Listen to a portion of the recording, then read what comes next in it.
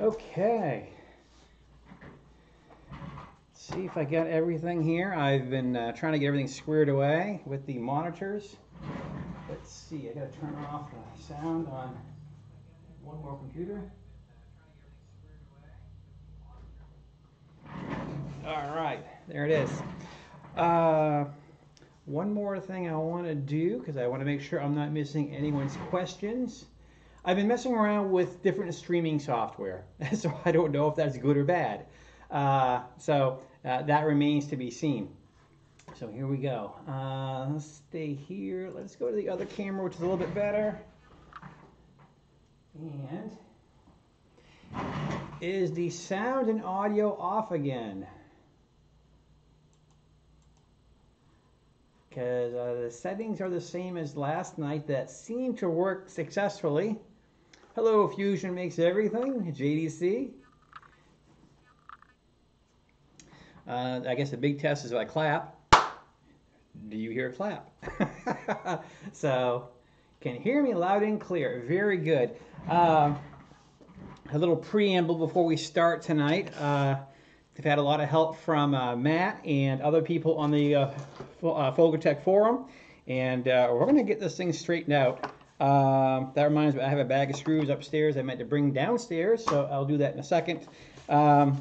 But yeah, I'm using Streamlabs OBS, and it's working okay, but as always, I'm trying to find a way to make the stream work better, and there's a new one, OBS Live. I'd like to use that, but again, that requires me redoing the entire production software all over again. So, and then just a minute I get that one set up, Streamlabs OBS will come up with something, blah, blah, blah. So, you know, we're always trying to make things better here.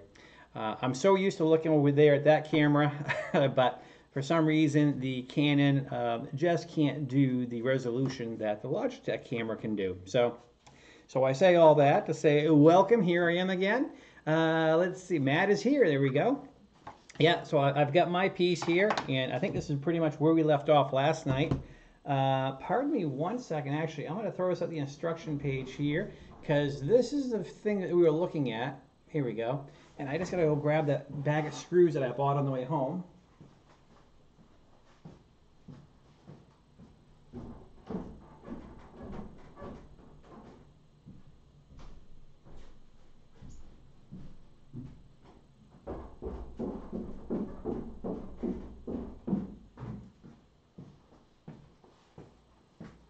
Okay, short run up and down the stairs here. Dun, dun, dun. Octoprint cameras, there is a wiki article. Actually, you can Google it. Webcams known to work with Octoprint. It's really called just that. And I've been doing the, what are they? Do you even have numbers on them? C60 something or something like that. They're about 50 bucks a pop.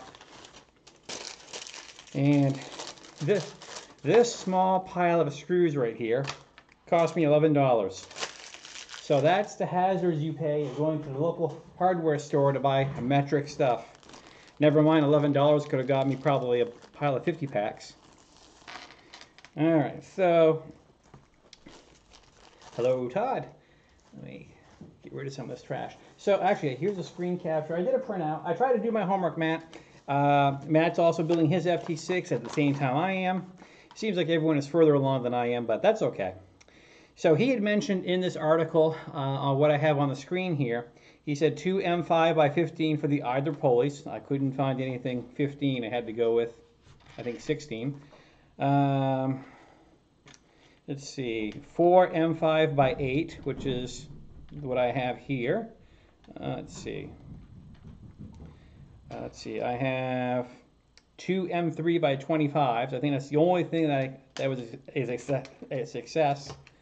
And then I got 2 M5 by 15, and I'm pretty sure I could not find 15, so I wanted to say those are probably 16.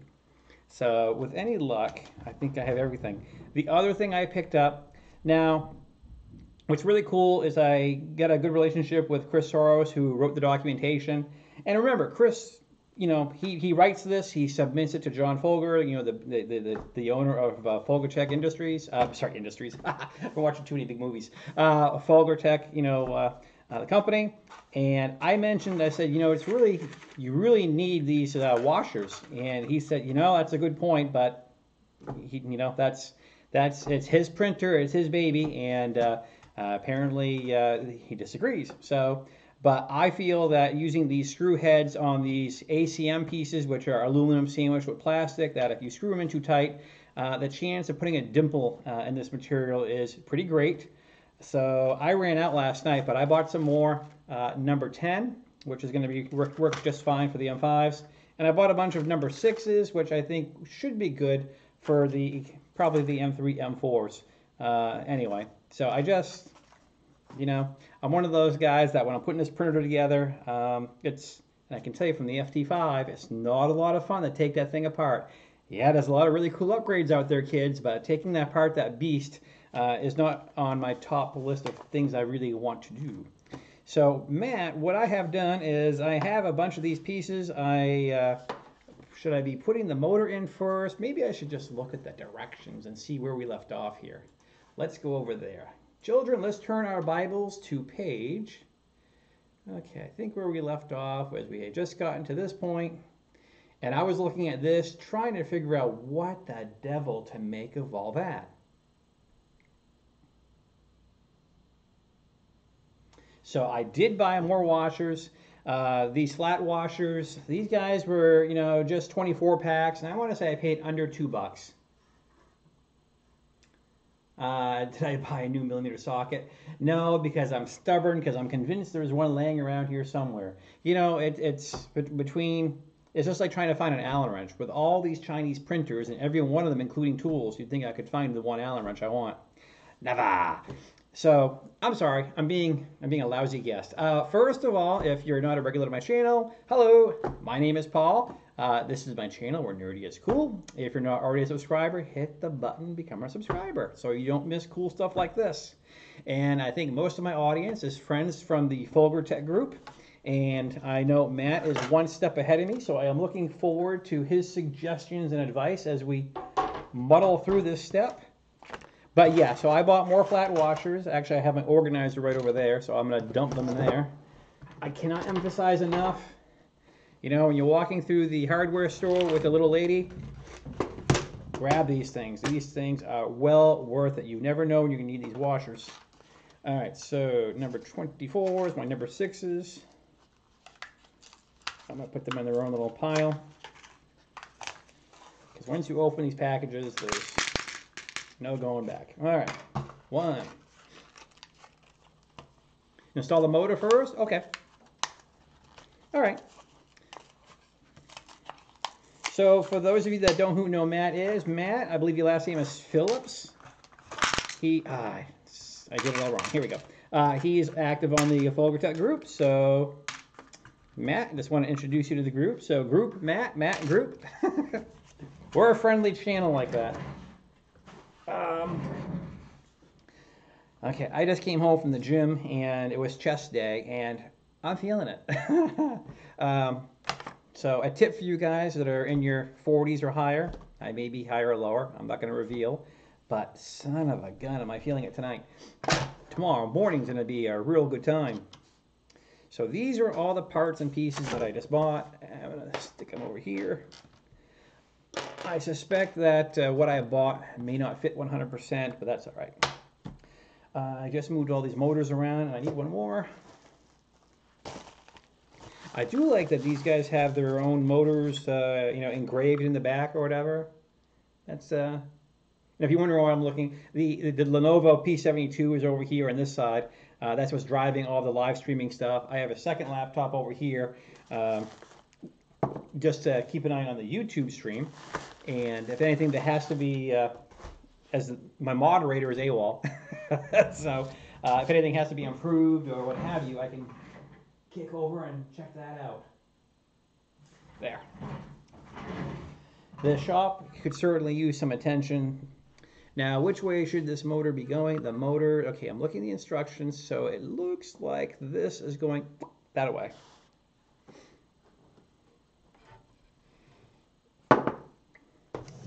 Okay, let's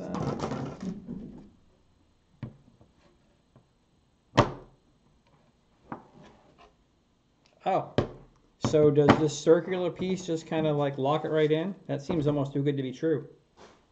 How about that? Yeah, let's lower the camera down here so you can see what I'm fiddling with. Theodore, what are you doing? Theodore is my 1-year-old cat. Theodore is very high energy. Okay, so mount the stepper to be feed using M3 hardware. So that's going to be M3 times, get the glasses off, by 4. He's been sleeping all day, so he's absolutely on fire right now.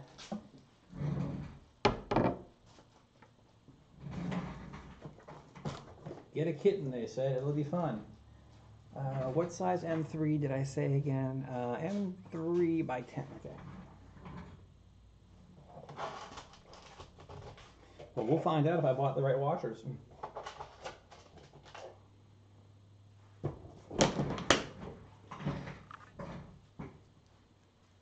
So if you're wondering why I keep on lifting my glasses, it's because up close I definitely need them. In front of me over here is a 60-inch Sharp TV doubling as a monitor. There's a fun story behind that. So yeah, that's why. So let's see if this is going to go. Hey! As they say in Indiana Jones, I chose wisely. Alright, let's get one started. Alright. I wish this could be a little bit more wiggly. I was watching the recording last night, and there's a lot of dead air while I'm building, and you guys are commenting or enduring me. So I'll try to keep it lively. It's interesting, there's a bunch of us building at once right now. There was another gentleman, I guess he had a Facebook live stream, and he felt compelled to not take up the recording time that I had called out or whatever. I thought that was really kind of cool. Not necessary, but cool.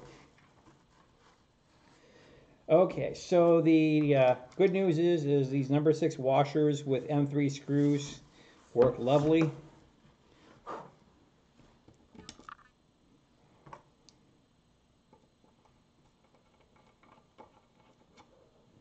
Because I'm convinced that I don't know if anyone else has had any issues. Maybe Matt can chime in or anyone else that's watching, but I just don't want to dimple or whatever this material, and these little panhead screws don't have a whole lot of bite as wide as these grooves are. Okay, so I didn't go super crazy tight. It's in there, so dun, da, da, da, just to check my work, you can see that that is indeed going out the right side. And I'm just going to put something over here just to support this. Okay, so the next step, okay, this is where we're getting to this crazy idler business, and that reminds me, on the Ultimaker are the 2 pieces that we printed last night. Let's see how well the supports will come off of this thing.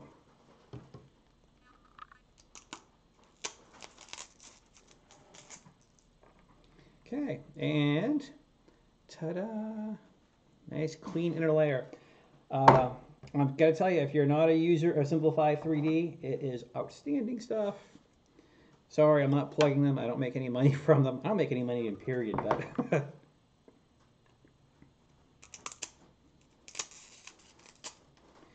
all right, well, I think we yard that out quite well. There we go.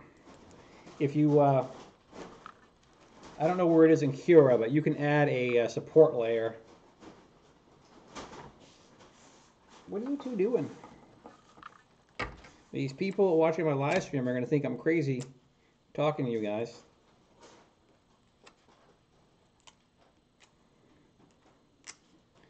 All right, that's the one I wanted out of there. All right, good. All right, sweep all this stuff out of here. So let's see if I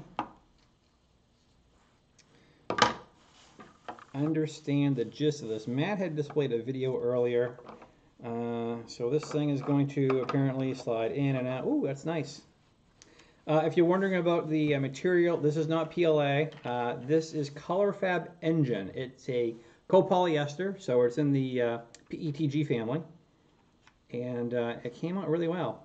It took me a little while to get this stuff dialed in to be dimensionally accurate, and okay, so now, yeah, the big thing was, and on a side note, one of the big things that I struggled with, and my friend Keith was really good at pointing it out, there's an extrusion calibration cube you can do. I got a bunch of them over here, and I've done all kinds of them. Essentially, what you're doing is you set your extrusion multiplier to 1.0. You print this guy off. You want to write down 1, 2, 3, 4 because when you're going to caliper them, you'll forget. But what you do is you take the measurement to see how close you came to 0.8, because that's what the thickness of the walls are. You average that, and then you take the 0.8, which you were trying to get, you divide it by what you got, and that becomes your extrusion multiplier. So you go into either Cure or what have you, in my case, Simplify 3D. You do it the next print, and on my follow-up print, my walls were, 0.8, 0.8, 0.79, and 0.8. So I was like, holy hell. Because I've always had some issues with some prints where the holes were never quite right, that kind of thing. Pieces that were supposed to fit together either didn't fit well or required a pretty good pounding to make them work. So it's a yeah. So if you want, I can share that link while we're here chatting. Oh, I just did it the other day, so let me pull it up on the screen here, and because when I see it, I'll recognize it. I'm in Thingiverse right now, anyway. Okay, so extrusion calibrate. Here we go. And it was with black and white right here. This fella, and I am going to copy. And then I'm going to paste that in. I'll probably have to approve my own post. And let me go over here. Yep, I gotta approve my own post. Go figure. That Paul guy must be sketchy. So there it is. That's his instructions aren't 100% clear, but like it took me a couple reads to finally figure out what it was all about. So then he says divide 0.8 by the value. Now you want to take 0.8 and divide your value to get your exact extrusion multiplier. So I hope that helps someone out. So, and oh, I'm sorry, I showed you a download here and I never showed it to you. If you're searching for it, this is what it looks like. So the next, let's see, let's get back to this camera. Sorry. I thought it was going to be cool down here, but now that I'm working, I'm kind of warm. Or as the hilarious people that are my regulars, when I start removing items of clothes, that's when I start getting $1 in the YouTube chat money. Thanks, guys. So let me ask, so which way, I could refer to your video. I want to say,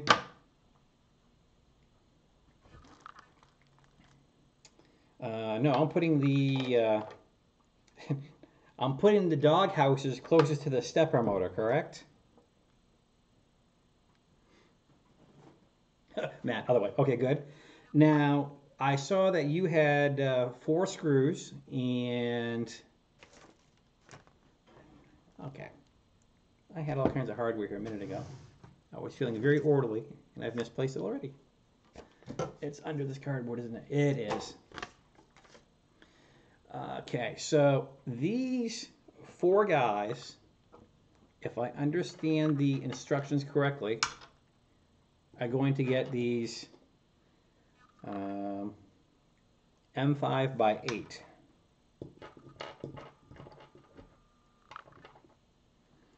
And I'm pretty sure, okay, so there they are. So these are my 16s. Okay, so if I have that correct, hello Minnesota Maker. Now I'm fairly certain that because of the tolerances here, I'm going to have to refund these guys to get them to fit in there. Where is my wonderful stack of Allen wrenches?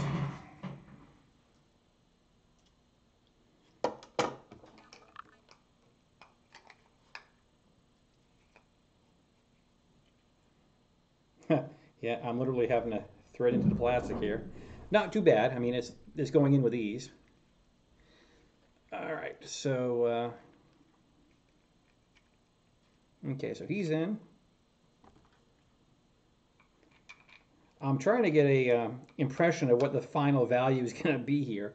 I don't have it yet, but right now I'm just trying to. I want to be just like Matt.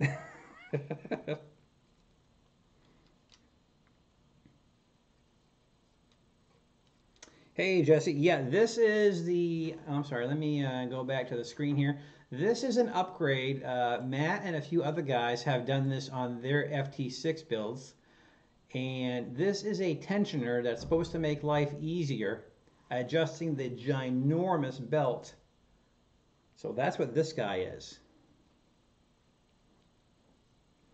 And right now I am just feeding these M5s into the holes here. Now I don't know if this is going to replace anything or not. I just don't know. It's one of those things when you're building and you're just starting to build and other people are a few steps ahead of you and they say, no, no, no, no, you definitely want to do this. So I am succumbing to peer pressure. So this is what was printed, and let me bring us back over here. And right now I've got the last of these guys shoving in here.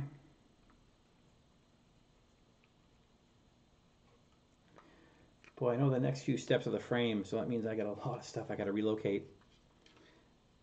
Okay, so these guys are, I don't know if this is going to be a problem the way they stick out up top. Yes, no, maybe so. Any thoughts on that? Or should I have used countersunk screws? Because that's the one thing. This was made out of, it's in the PETG family. It's, is this, okay, so this is where you were stuck to? Okay. So flathead screws would have been for the win. Oh, I get to go to that damn hardware store and give them more money. The slider is going to go in the, oh, you know what? Yeah. Well, damn it. Well, so on one of these, it's not going to make any stinking difference, okay, because it's in the hole, right? So, I mean, nothing's going to get in the way of that one. So I need two countersunk ones because they're going to be in the way. So I'm halfway to success.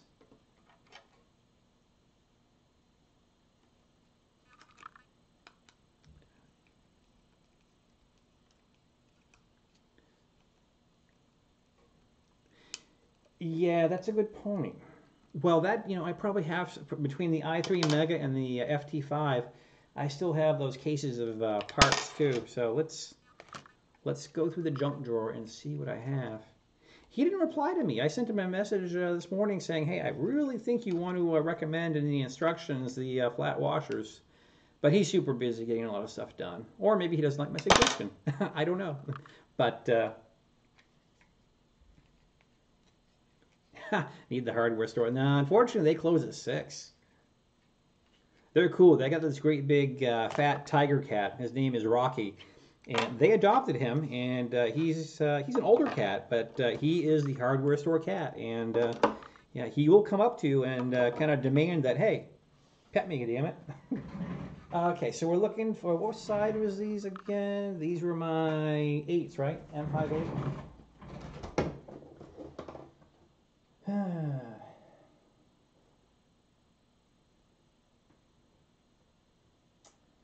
Well. Nothing there has much potential.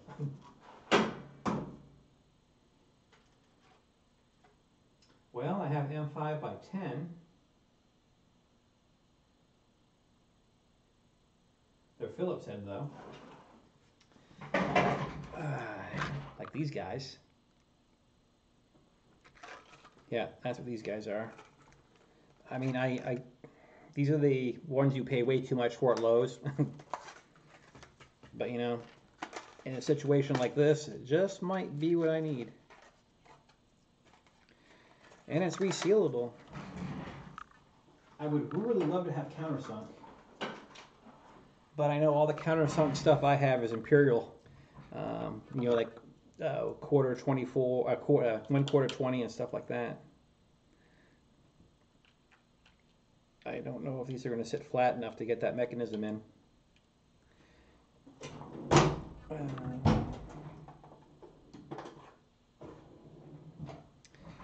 That's probably loud. Sorry guys. I love this toolbox being right by the desk, but sometimes it can be loud. Oh, I might be in luck. I'll show this to you in just a second, and you can tell me before I put the part in here and find out the hard way.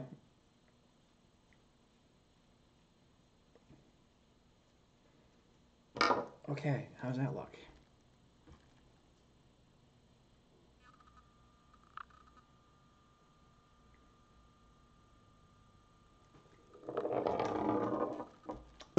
Let's see how,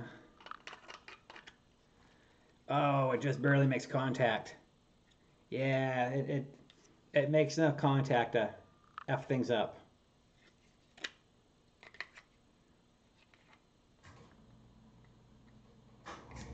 Oh, would have been so cool. I don't think I get anything meant to countersunk like that.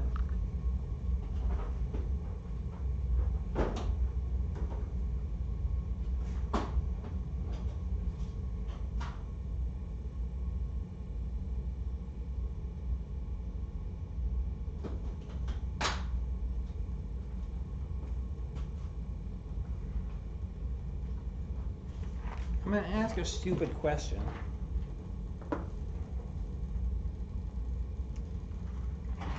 In Imperial, what comes close to M5? I don't think it's quarter 20.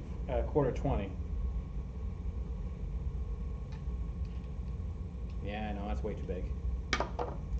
What about 1024? I wonder if 1024 would work.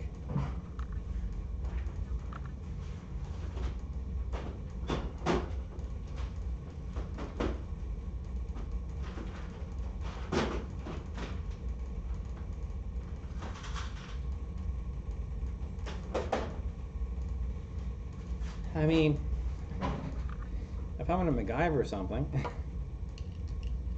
geez, that's awful close. Let's take these guys out, because for R2-D2 I have all kinds of these flathead, because we use these extensively in the frame, and of course all these parts have to sit flush together. So, one more time with enthusiasm, gentlemen.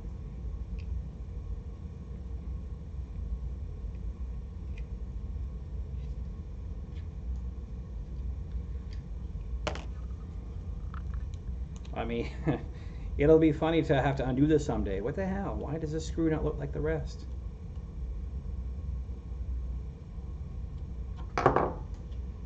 I just hate to delay this part because I'm missing 2 stupid screws when a 1024. Geez, I think that's going to work really well. Oh, that goes right in there. It's a little loose, but really, once I bolt it in from the other side, flat.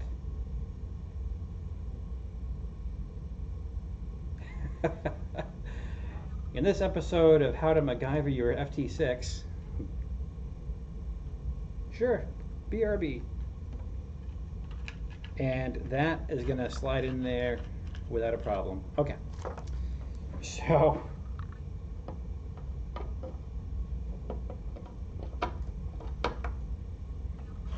now the big question becomes,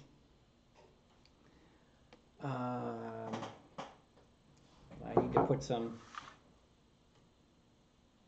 I'm curious if this goes on the far left or right. I mean, how tight should this be? But Matt will be right back.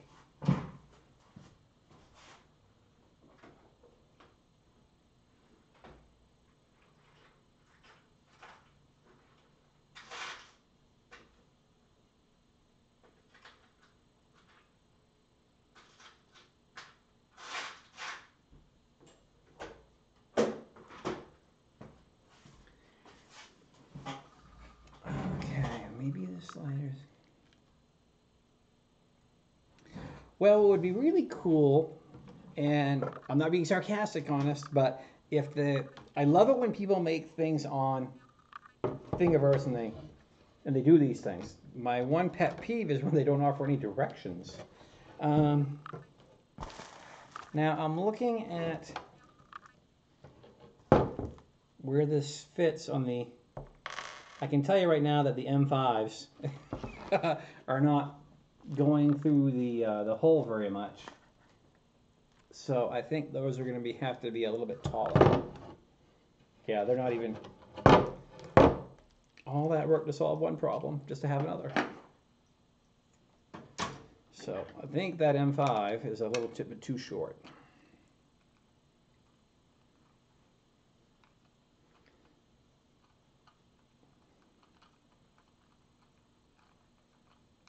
So we'll get these out of here. I don't remember what size those guys were, but obviously they're not going to make it.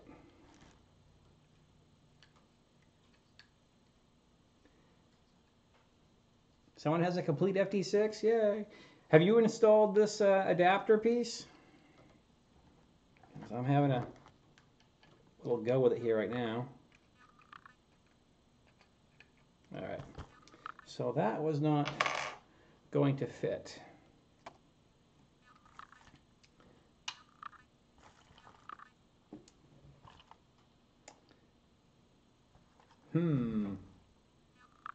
So that needs, well,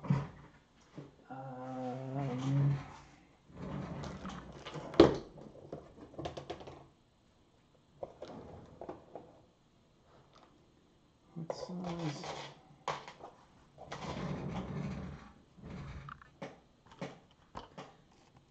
What size are these guys? Yeah, these are shorter.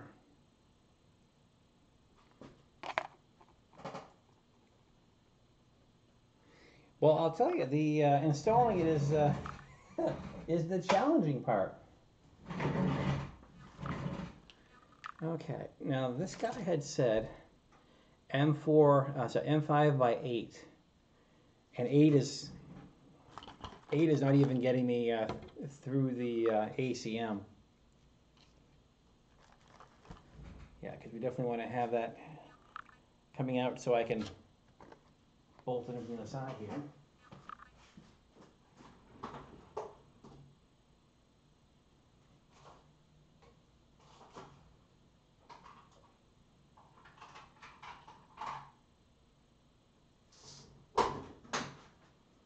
Alright, perhaps some extras from the i3 Mega will help.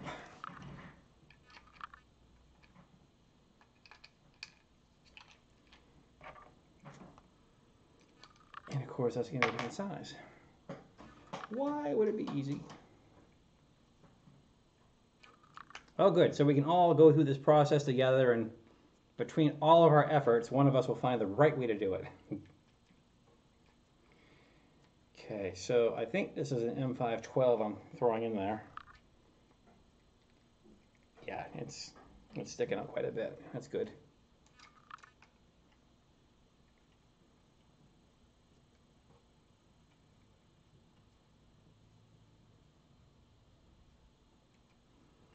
What does it? Oh yeah, well it's the MKS, so I didn't look at what steppers are included.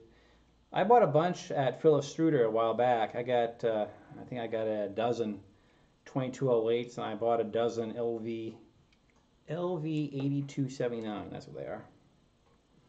Because everyone said for X and Y, use the 2208s, and then for the rest, use the LV. Okay, so the doghouse, as I'm told, goes this way. So this is in here. You can actually see the screw sticking out the side this time, which is an improvement because last time you couldn't see a thing. And I guess my biggest question is, should this be slid all the way to the right? Well, it doesn't have, it's got maybe an inch of play one way or the other.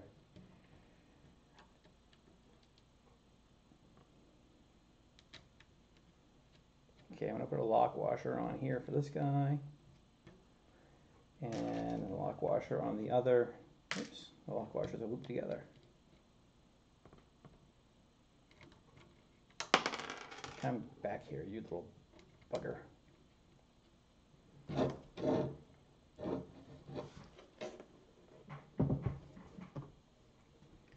Not my favorite way of doing these things, but there's that.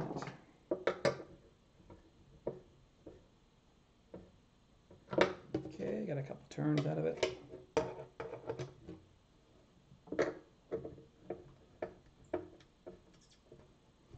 Okay, so that takes care of the 1024s. Those are tightened up. The M5s. I should have all kinds of M5 nylocks. I do.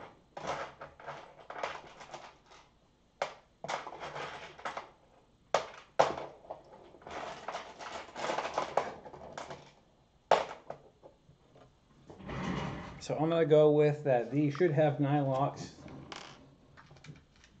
on them. Let me,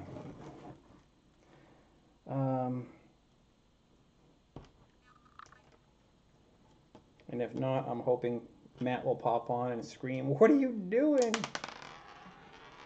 Come back here, you.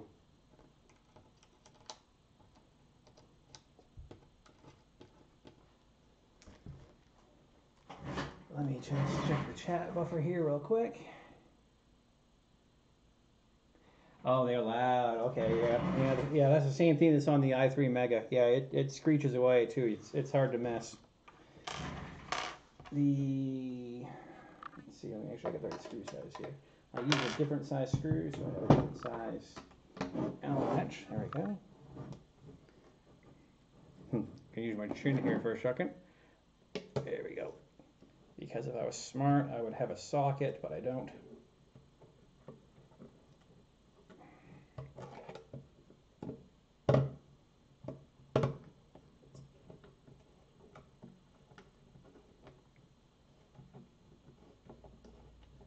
Okay.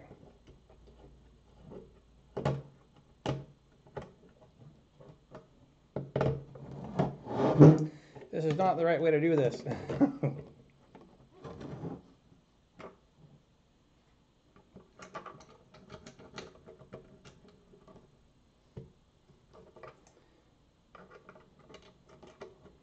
It is difficult to get the Allen wrench in there.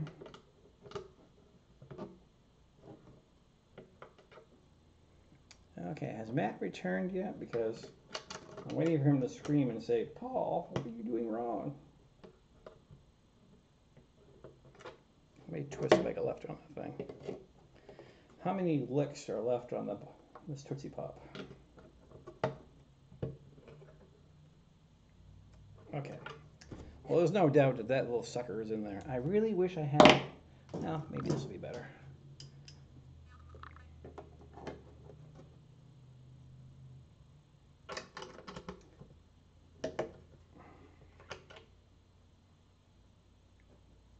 So what I am doing is I am...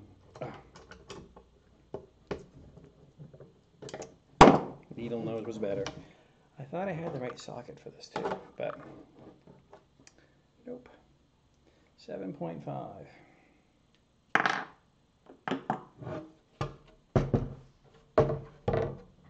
Stay.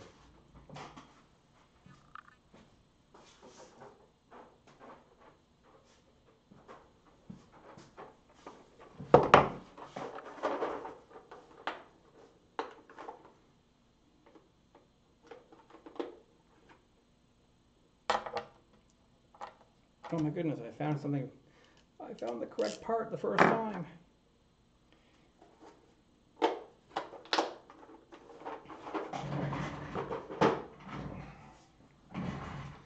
Okay, let's make sure that this is gonna, there we go.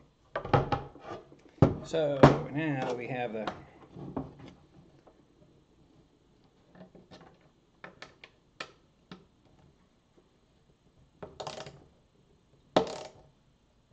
it's hard with the thumb trying to hold that Allen wrench.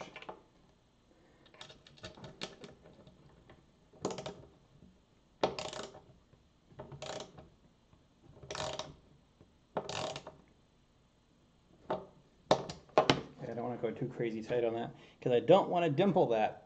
I probably should have put washers on the back, but those M5 nuts are fairly large.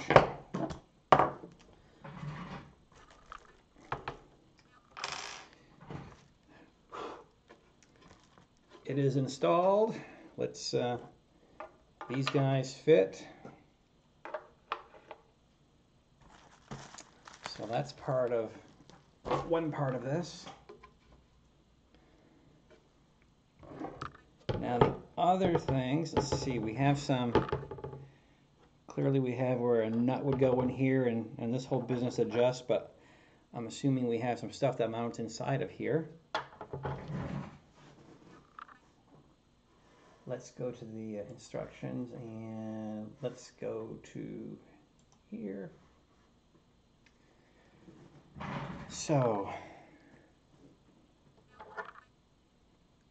my question, and it's too bad that this doesn't, that Thingiverse file really doesn't show us. I mean, we have a close-up here. The idler with an M5. Okay, so get my glasses off for a second. See, I'm seeing I'm seeing this white in between here. So I don't know what that white is. Is that nylon? That's what's throwing me off. And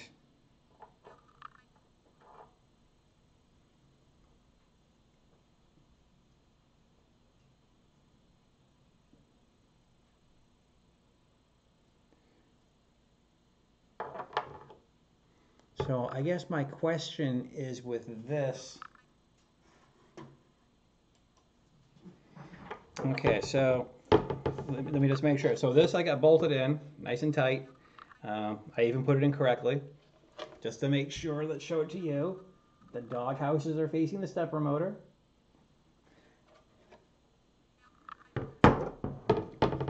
Now my question now is, we have the, let me go back to the parts I'm looking for here, his idler here.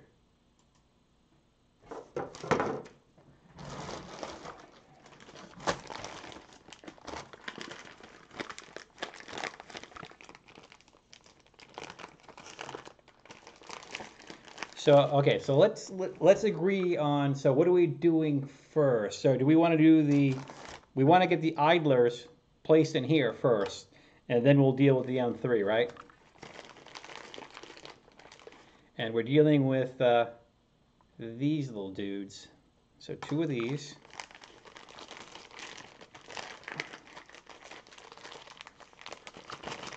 Good, good.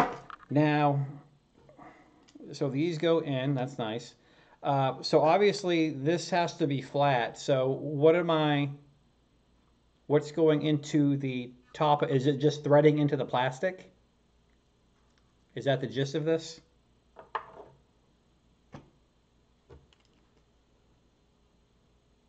Because obviously I can't put a screw in the bottom here because that will rub. I believe so. Yeah, we're all on the same pinch, aren't we? Yeah. So then it becomes a matter of what size. I mean, what would go all the way in there? So these M5 10s wouldn't do it. Certainly the screws that he recommended. These guys, oh, you know what, he might be onto something. So if we look at where this screw, okay, so it's gonna, so the M510,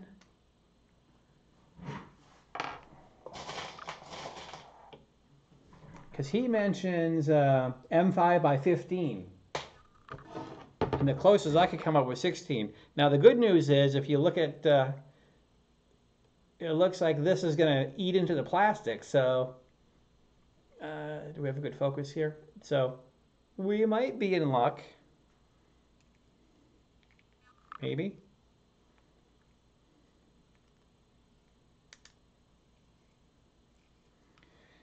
Okay.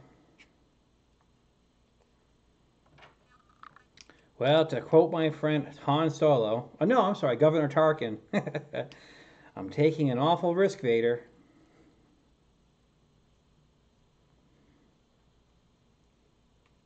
I haven't done it yet. I'll be the trailblazer. I'll get all the glory. Okay, so the good news is I can see where I'm at the top of this, and you can see that this is flush. Oh man, the focus on my camera cooperated. It was, and a washer. If I put a washer in there, I could, but I'm not sure I would thread very far into that plastic. I do like that it's definitely threading in there. I don't know if this idler is ever going to move. Or if it's even supposed to, to be honest with you. If it's supposed to move, that's I would find that interesting. Well, that's the thing. It does not turn freely. Oh, now it does. Well, I think Mike said it. There's so many M's over here. I'm seeing Mike, Matt. So someone suggested the washer. You win the prize. You two can fight over who said it. So yeah, let's do the washer. That will lift this thing up just slightly. And it might be what we need. Okay, so washer's going on, just so you can see. And this is a number 10 washer.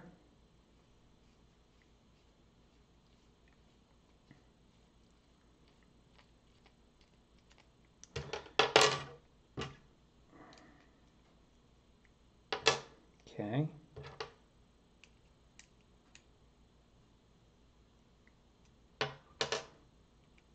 Okay, it is moving.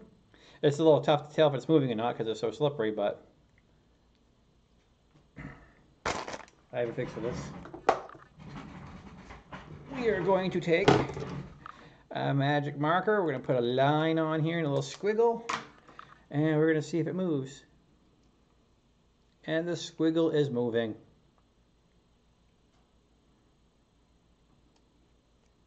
And I'm as far into that as I can go. And on the bottom, you can see that the screw is not popping out the bottom of it. So if it looks like it's in there maybe by a couple turns, but it is rolling freely. We have stumbled onto the solution.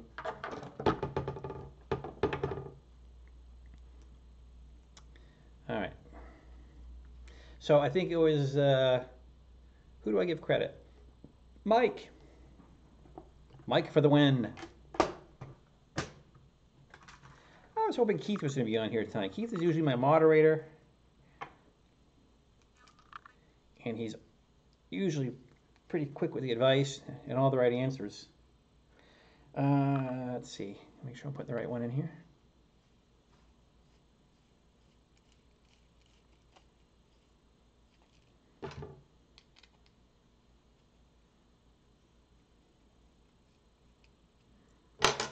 Okay.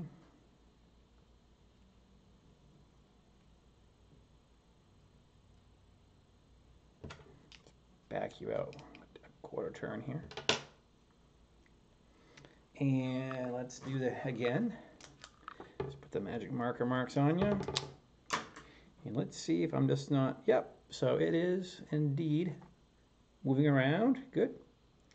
Because it's slippery, so it feels like it's moving, but it may not really be moving. So now we have, I wanted to pick that up. How stupid is that? Okay, now the next part, which I'm sure I have a lot of questions about. So essentially this thing is just acting kind of like the E3D hot end. It's just pushing this out or back in, if I get the gist of this right. So I'm going to need the M3 nuts.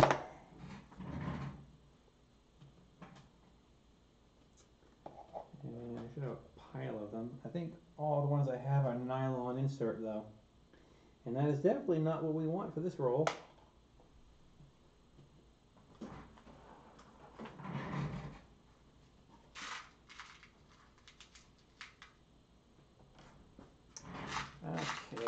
let's make sure I have the right stuff in my spare parts pile here. Good.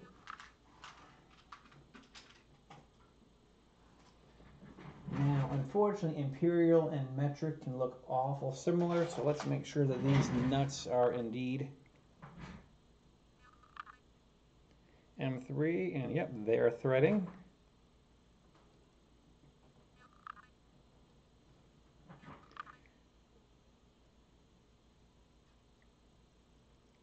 Good, good. Okay, that one rolls. And now the fun part, trying to get this nut in here.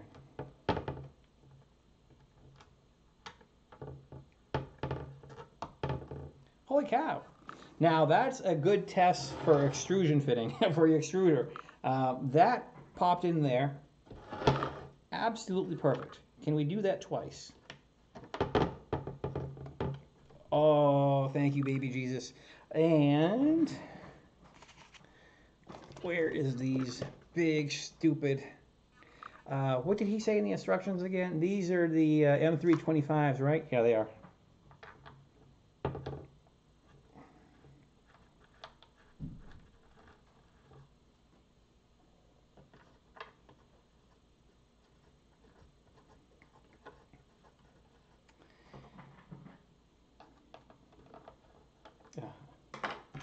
I never have the right size one.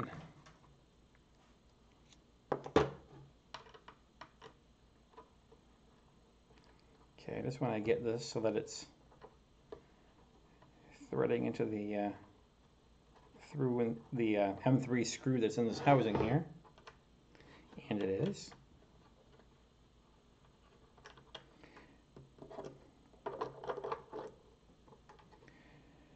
Okay, I don't know how far to place this, if at all. It looks like it's just going to act as a pusher against the other end here.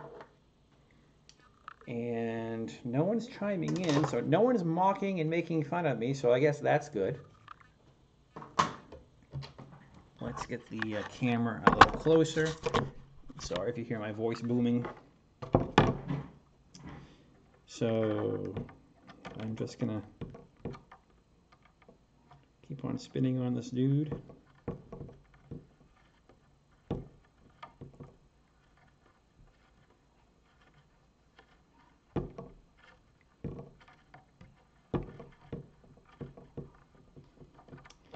And there. I'm just gonna move this here so you can see how it looks. So basically I just have the yeah, it just slides out. See, that's how good the tolerance is. But as you can see, the screw is coming out through this little nut. I don't know what the proper position should be for startup, but let's just keep on spinning her in there.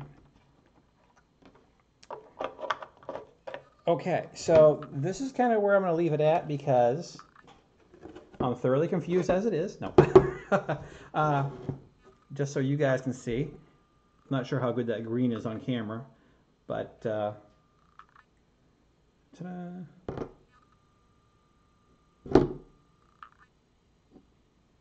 Problem with the ACM is it's very reflective, so it's definitely throwing off that camera's focus. So I think we're at a good spot.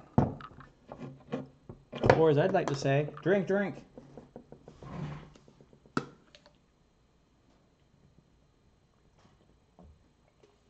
Yep, and if you're wondering, that's BB-8 in the background. We need to get this printer together.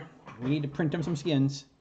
Actually, I should fix the FT-5, the TiVo Tornado, the CR10s, and what have you, but that's not important right now. So let me back off this camera a little bit so you get back to seeing me, for better or for worse. So I think based on this step, so we have completed the Z-assembly step 4 based on what I'm seeing here now that we've installed this. This is essentially replacing that mess of M5 and nylock and some other stuff. So this is kind of neat. It's quite a little work of art.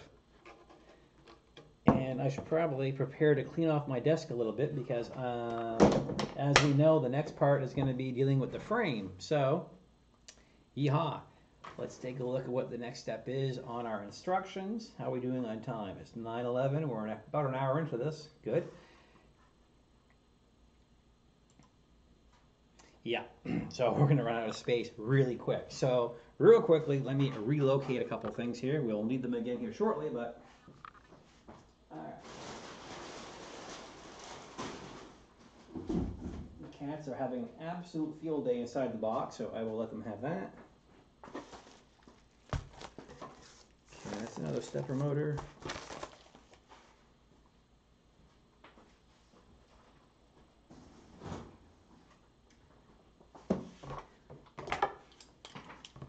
Okay, I'm going to move some tools around here, so that's going to be our next step. So let me take you out to the wide view so you can see that I'm really working. I'm not sneaking a sip of beer behind your backs.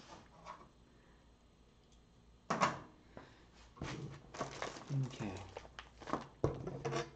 So let's move these. I know we're going to need these pieces again, so don't go too far. Oh, you know what I really wished I had? I don't have a carpenter square for squaring things up. And I really, really wanted to have one. But that is okay. Okay, these pieces here. Let's see, this is the bed.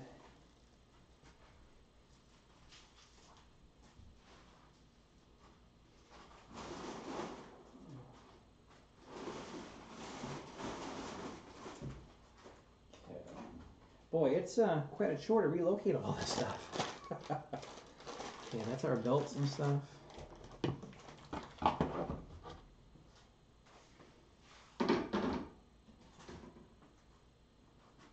Side pieces. Okay, and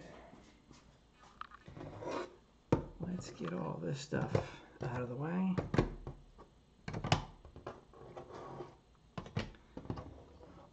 There we go. Let's put you here.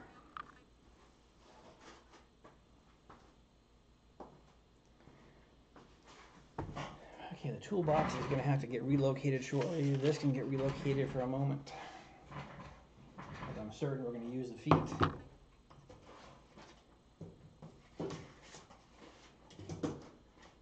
Okay, those are trash.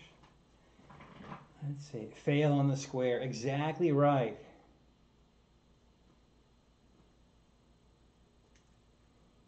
Use on the triangle pieces as a square. I don't understand.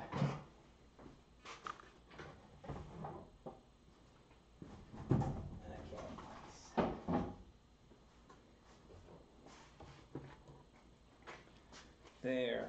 Geez, I wish I had some workspace here. All right. Well, to the floor you go.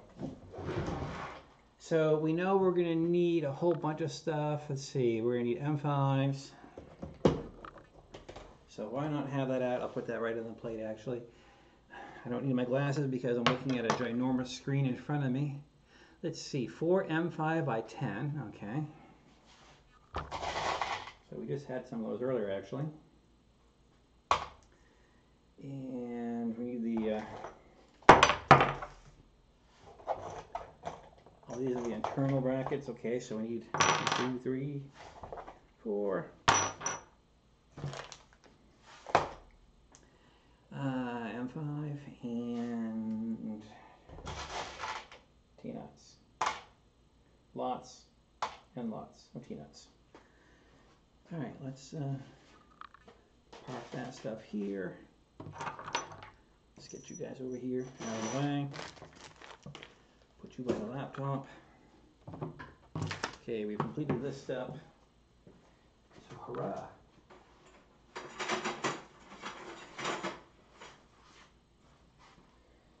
Okay, so too long, too short. Okay.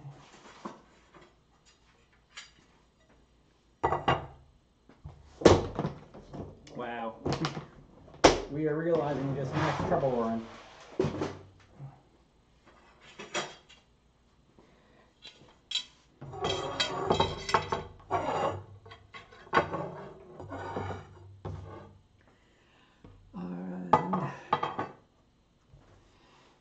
Okay. Yeah, that's right. These guys have set screws. And I don't remember using these in ages.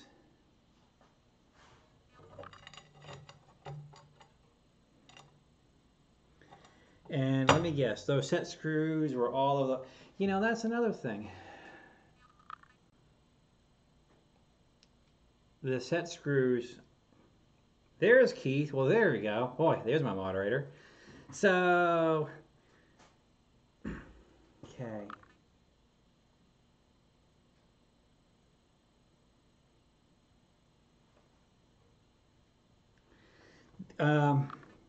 So the set screws, I'm guessing, are all those... Oh,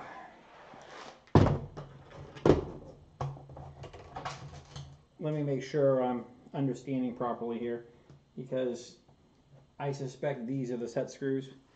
Let's see. Let's go to the other camera. So these little teeny guys are my set screws. Would that be correct?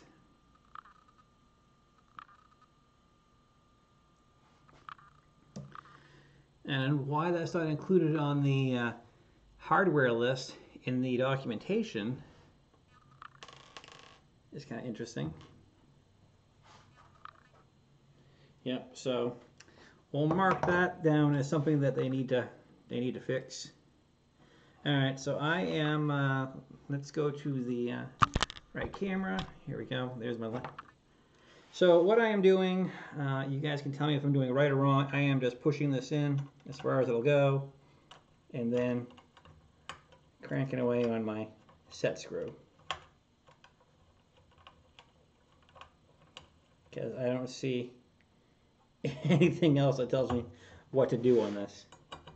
And give you a little crank. So if anyone has a better way of doing this, by all means, tell me. No, you know what? I have to, that's not correct. Loosen you up. And this has to, oh, wait a minute.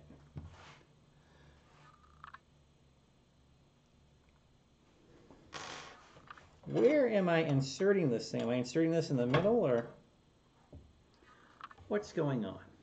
Because my first thought is it goes in like this. And let me move this. And, well, that ain't correct. There we go. Let's get you flush now. There we go. You know what? You guys are going to pick on me, and that's cool. I am going to use one of the other pieces of aluminum to help make it square. That's about the best I could do at the moment.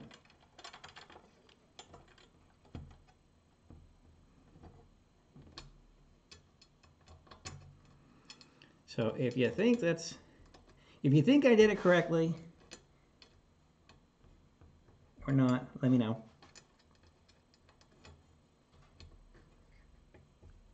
Okay, let's look at that. Oh man, that sucks. I'm sorry to hear that.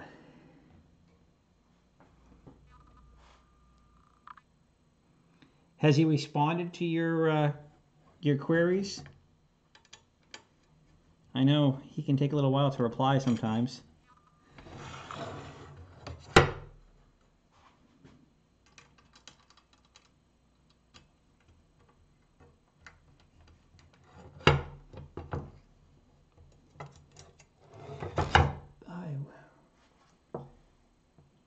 Are you the same size? If you are, that'd be so helpful. Yes, you are. Good.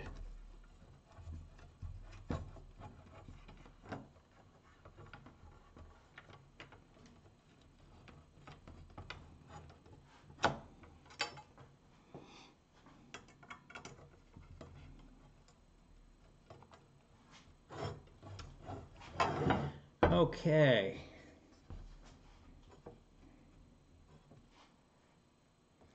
I'm seeing a gap.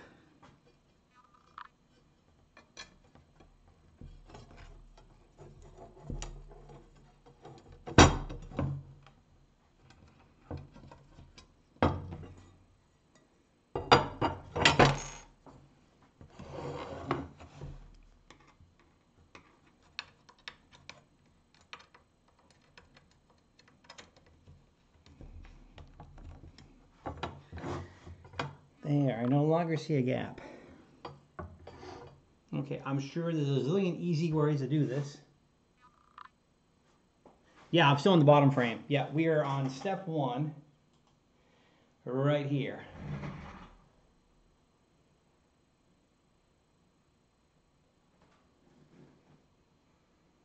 Oh, did I do this wrong?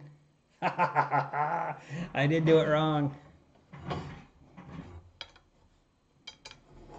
That seems to be my luck tonight. Well, actually, last night was the same thing. I had to do a lot of redos.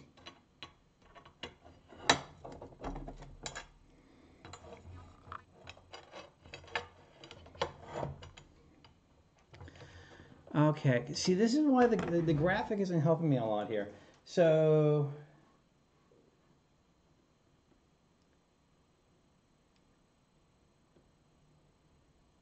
I need 2040. Oh.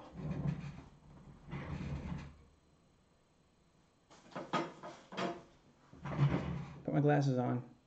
Yeah, you're good. Yep, the bottom is 2040. Boy, I'm so glad you said that, because I was going out of my mind trying to figure out why does that not fit. 2040, 2040, 2040. Where are you? Scooby-Dooby-Doo. Okay, rail.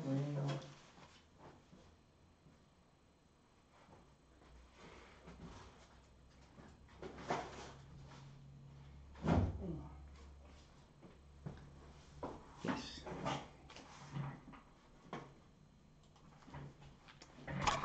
Okay.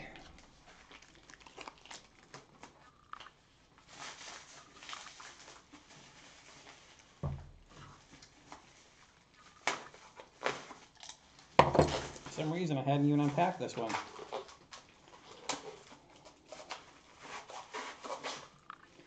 Okay, small beam, 2040.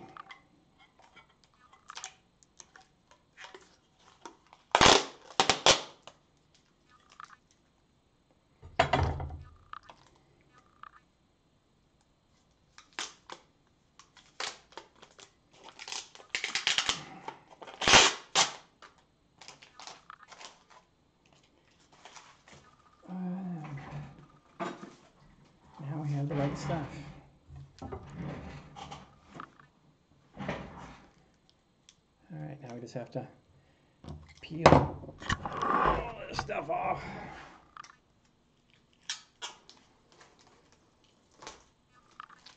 Yuck.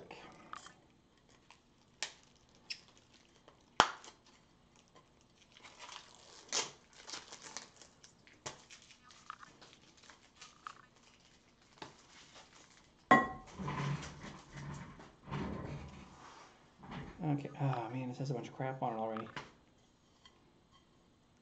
Okay, one done, and where is my... We are going to quickly... I don't know, when you get your extrusions, mine are all covered in goop. So, orangey. So we're gonna get that out of here because I have pets and it'll pick up cat hair and God knows whatever else down here. All right.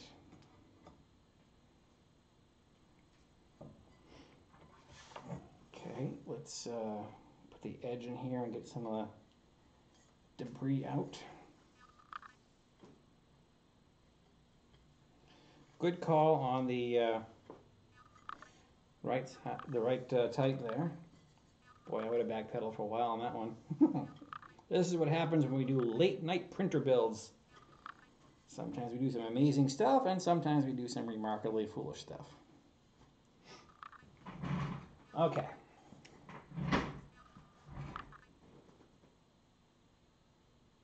Tighten one side at a time. Okay, that seems reasonable. So here we go.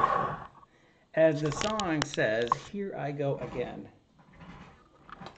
Now it looks like this is gonna go in here, but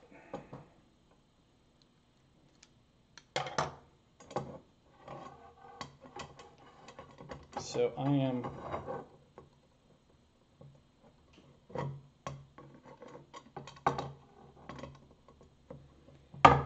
guessing that this piece, why is it showing where this piece goes inside further than it really does?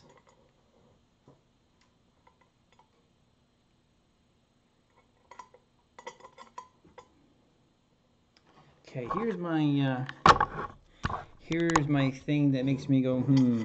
So I have this piece right here, and I am trying to, based on the graphic, and let me show you the graphic. So I'm looking at this, and what's catching my eye is this piece is supposed to go inside. Actually, let me zoom this in here.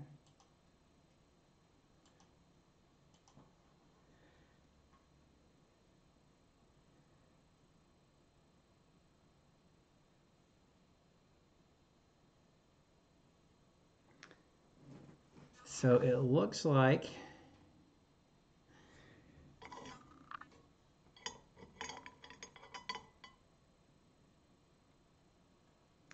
let me loosen the set screw just to be sure. So, but the catch I have is that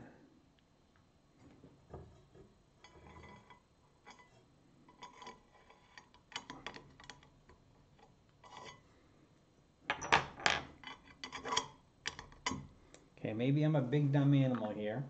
Let me show you from the camera here.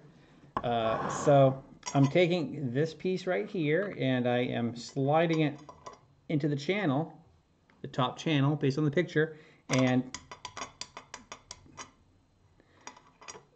so it looks like it's supposed to go up to here to allow this other piece to go in.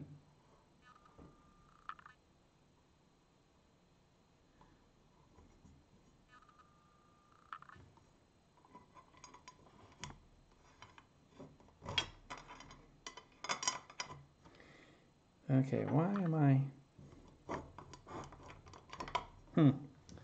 Okay, flip it.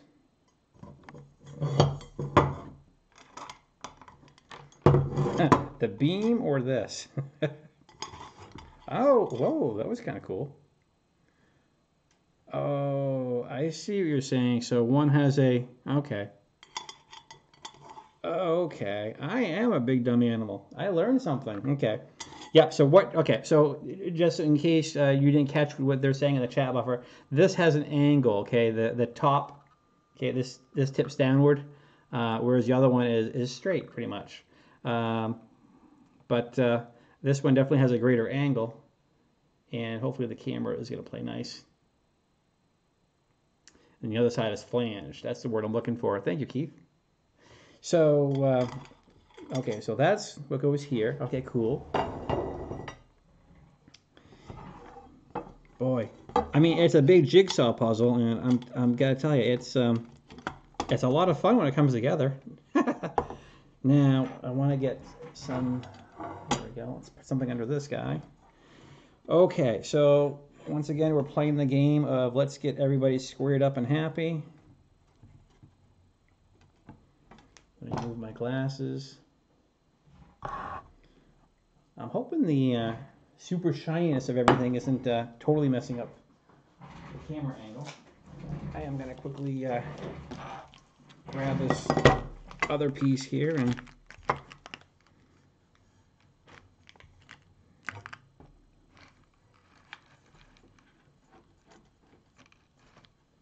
oh no.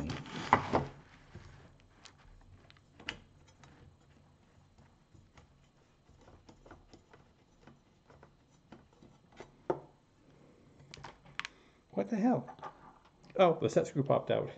I was thinking that really twists long and long and long and long and long.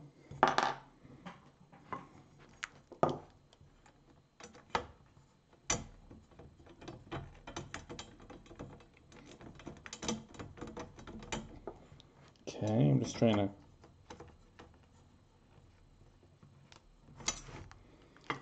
Okay.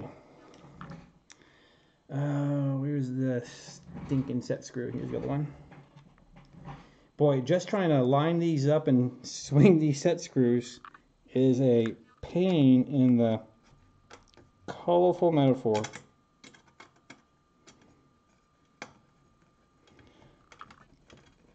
I would have much preferred the angle brackets that you can buy, those 90-degree ones there from 80/20. I would have enjoyed those way more than these little buggers. I'm sure it's a price thing. All right. Keith, you don't know what you're missing. We got to have one of these shipped to you. I don't want to be the only one having all the fun over here. Okay. Let's take a look. Everything appears flush and happy.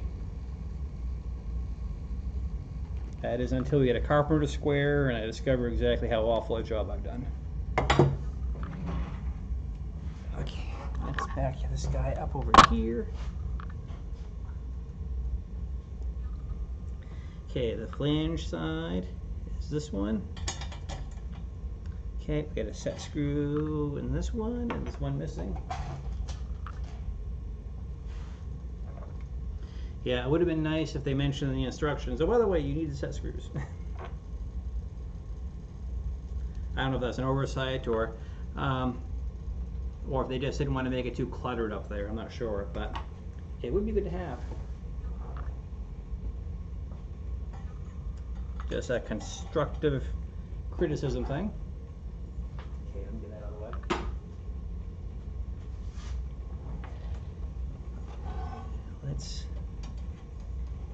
One thing for sure, you can very quickly run out of room doing this. I'm starting to think there might be some real magic, real logic to putting in the feet. Maybe that's a good idea.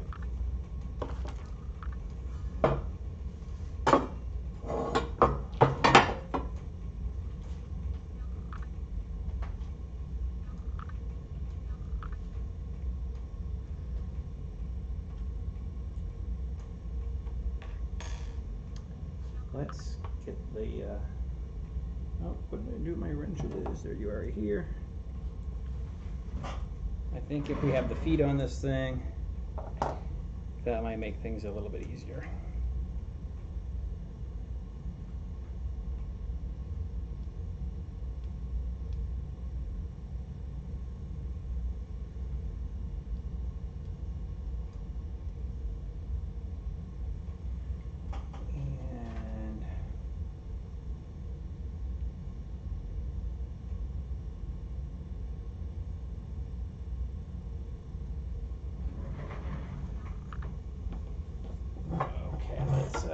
Flip you.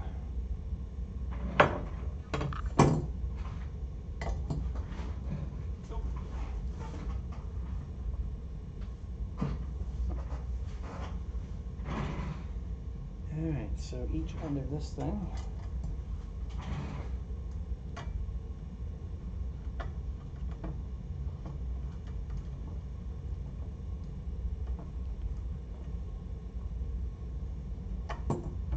Yay, success. So I'm just putting the feet on each of these. This might make it a little bit easier to get these other sections in. I emphasize might.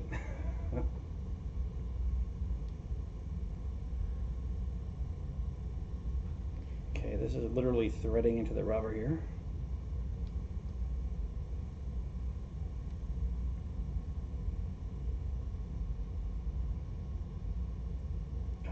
The other one went in so easy. This one I'm having to really press this fella in.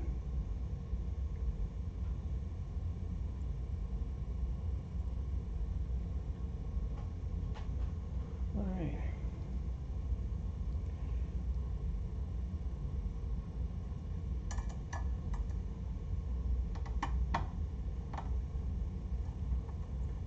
All right, Keith, I have to ask, how many Jumbotron size coffees have you had? How many mocha shots, or you're a coffee guy?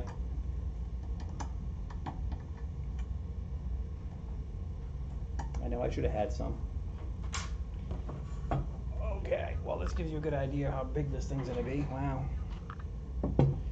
Okay, so at least with the feet on, it's a little bit easier. I said easier out loud. Okay.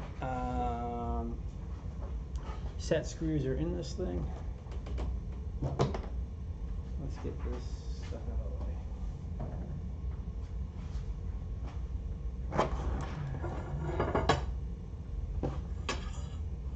Okay, you're going in the top.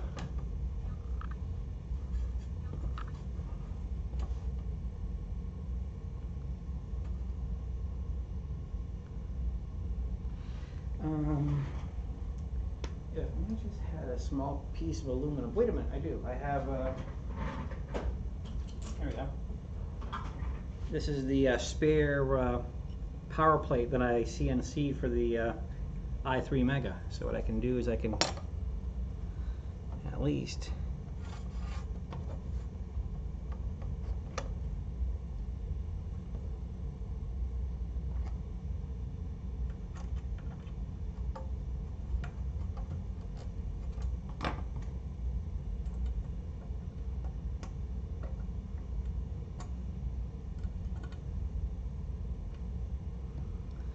okay, and this guy.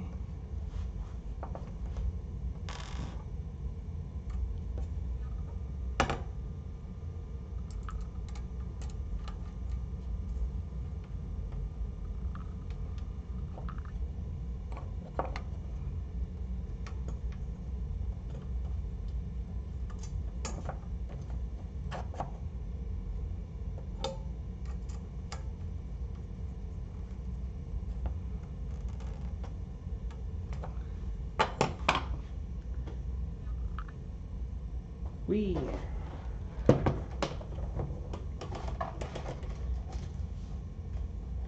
definitely not the most fun part of the setup.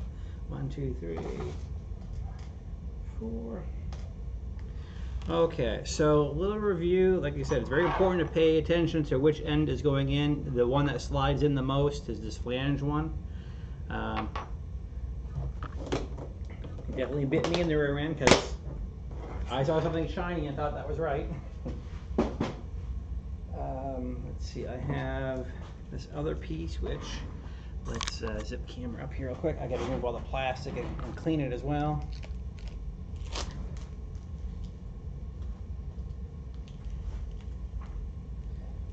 I am really, really anxious to hear from people that have theirs up and working and how well the dual extruder setup works for them. I was up late last night looking at some of the old E3D videos on the various double and quadruple heads. Not that I really want to do that, but I really want to be able to use, I'd like to have dual extruders, and I'd really like to be able to use the PVA, which is the water dissolvable support, so you can print some really complex shapes. I really fell in love with that stuff when I had the Ultimaker 3s here. And it got really quiet on chat. Am I still online? I am, okay. Yep, just everyone's being quiet.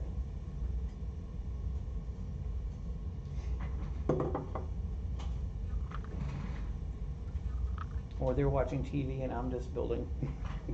Okay, I need more of these. The G-Tech I have behind me, they have the A10M, and that's using, just like this uses, it's kind of like a Y adapter, you know, and you got to be really good. Oh, you're assembling too? But you don't have the extrusions, but you probably put together your, what do we call that part here, the tensioner? So you're probably putting your tensioner together now too, right?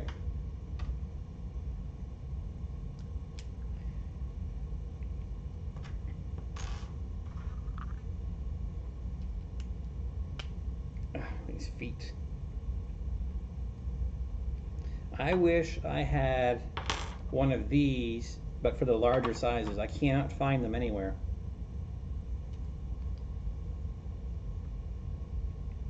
So which extrusions are you missing? Are you missing the 2040s?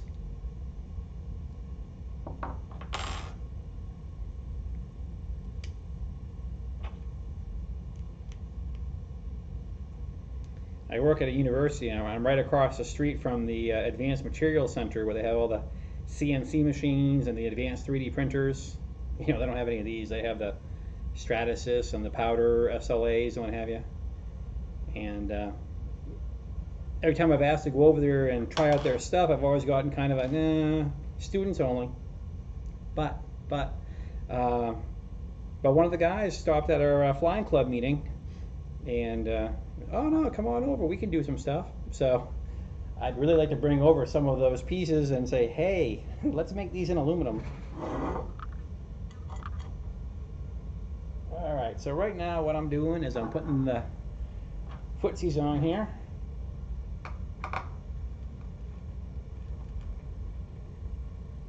But I know with a couple of these printers, I like to replace them with some better beds, and I just wish I had access to a water jet or some other stuff. 4 total 500 millimeter. Yeah, I got sitting here.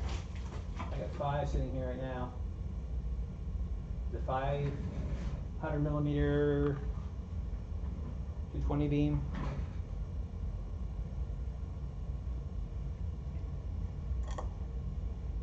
What was frustrating was I got the shipping notification that the label had been printed.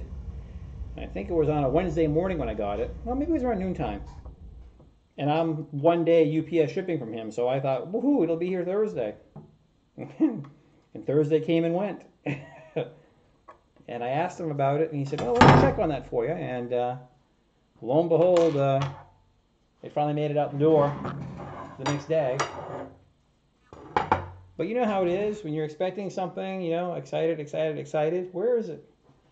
Okay, let's put the set screws in now, because that is way easier.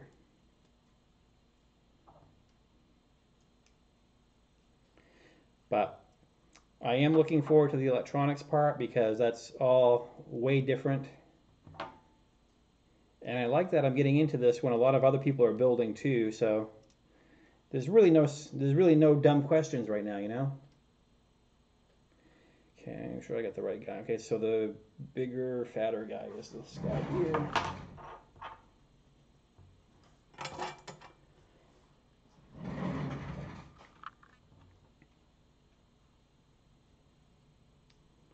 Yeah, it might just be me, but a lot of the other 80-20 stuff that I built, you know, there's like a big solid aluminum piece here that goes in the corner, and I would have really liked to have seen those in this build.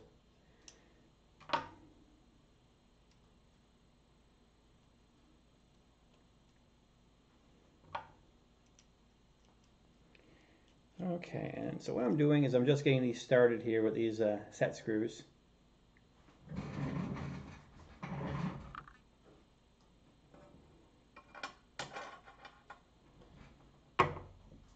Okay.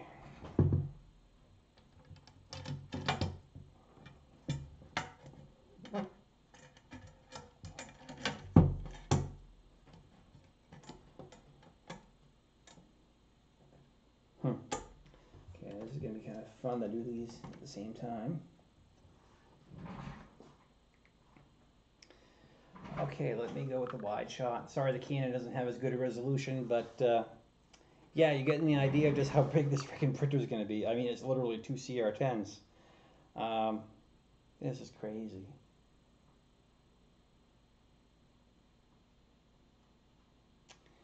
The other thing I'm doing wrong is these guys have to go in.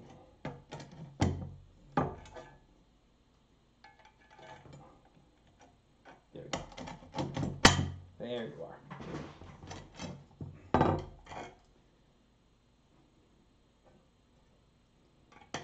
Okay, here we go.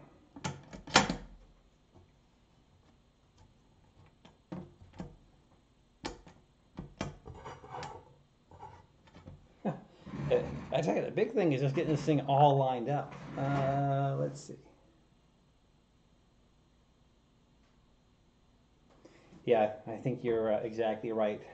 All right, so which side do I do first here? Let's kick over to the high def cam. And I think I got enough cord to get you over here, and then some. So let's go.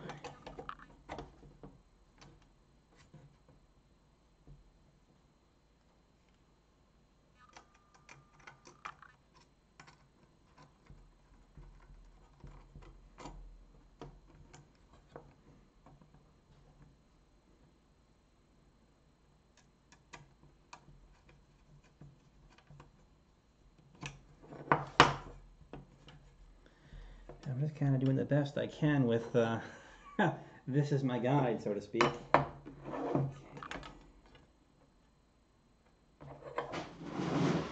Try not to trip on any tools here.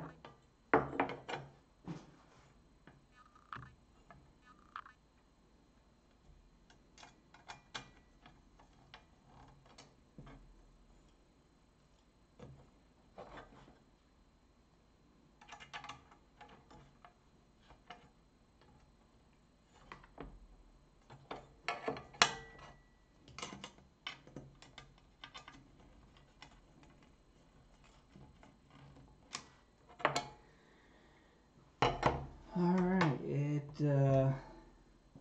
it looks good. Just giving these guys a little tightening here.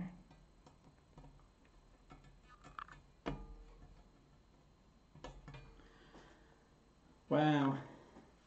And I thought there was a chance this printer might fit over here. That's out. That is definitely out as far as what desk can I put this printer on.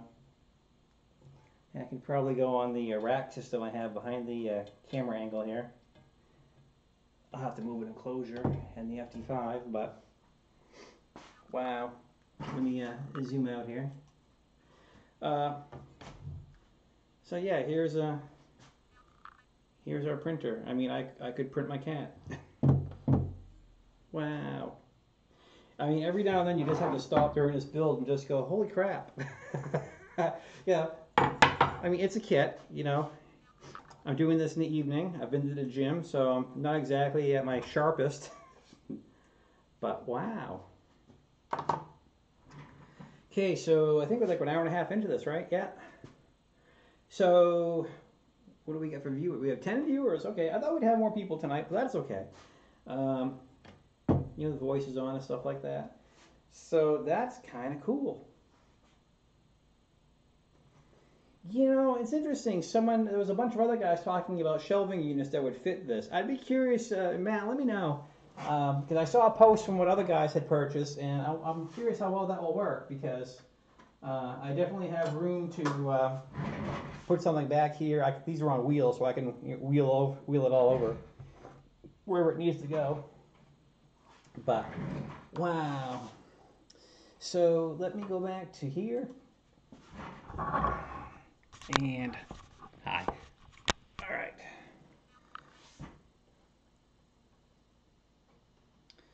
Dun, dun, dun. Okay, I got the instruction sheets going on. Yeah, please. Yeah. Send me a friend request if you want, if it's even easier for you. If you don't want to be friends, that's okay too. I got.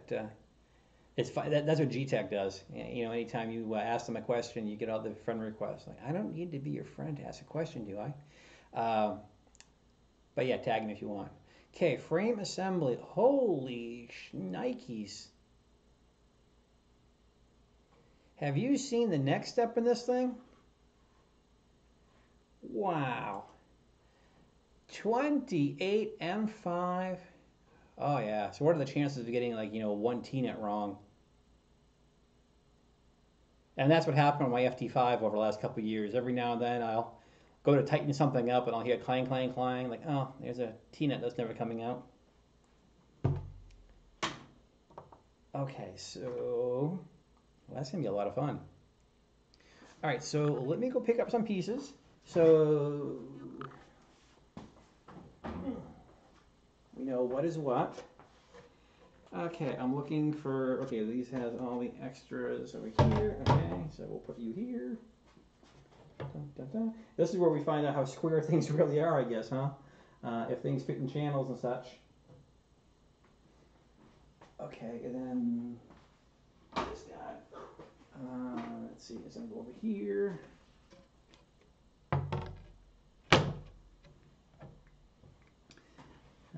let's and then this guy that we just spent all this time working on. Oh, tripping on those rails feels awesome on the feet. Whoa. This thing's a friggin' beast.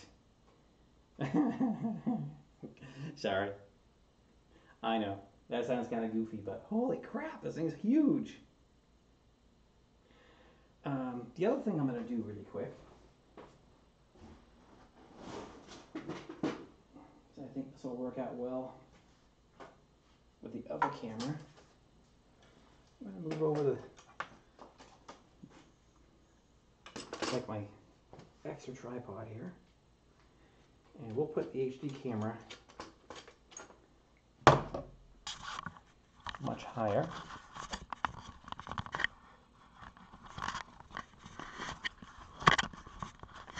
Sorry for the wiggles, but it will be worth it in just a minute.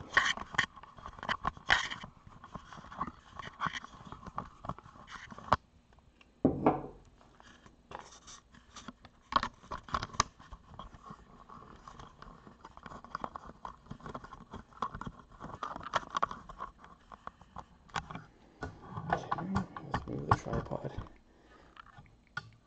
back a little bit. Get you some height. And let's have you look down.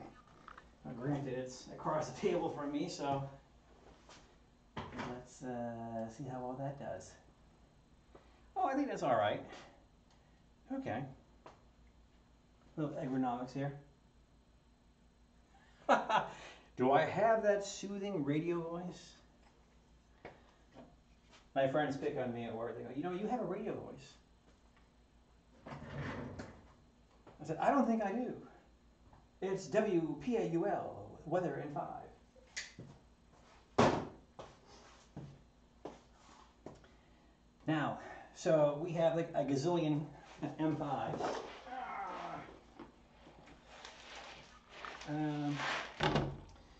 So the real question is how do you do this without dumping everything?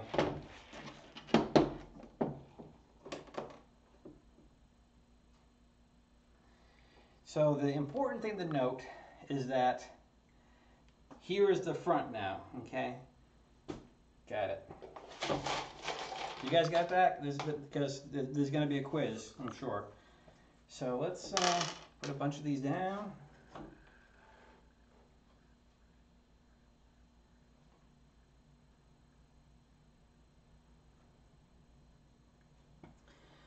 What are you saying? Put the nuts and bolts. Oh yeah, oh absolutely, yeah. This is. I have a lot of memories of doing this with the FT5. So, unfortunately, I know this part all too well. The hard part is aligning all the T-nuts in formation, and then lowering everything down into the rail, because there's always one or two that magically pivot on their own. I'm going to do that first.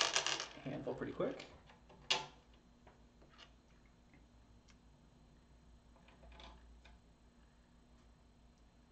Now I'm curious, it says mount, so are we actually going to tighten these up, or?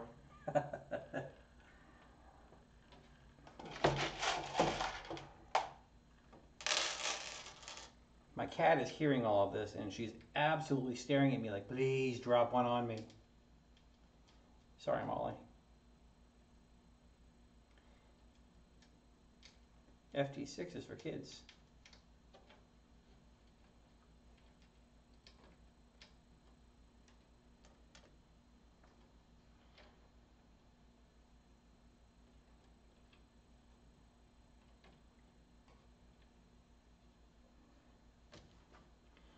Look at all of these.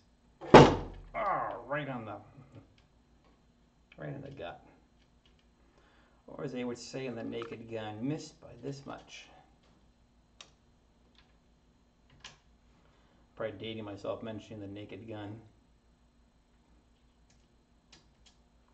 Or Get Smart.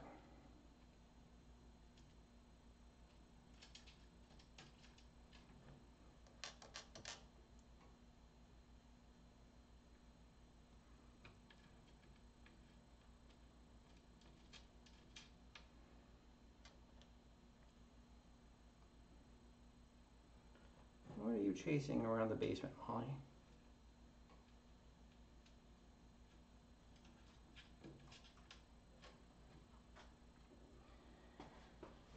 Okay. The secret is to get these on without tipping and losing the screw.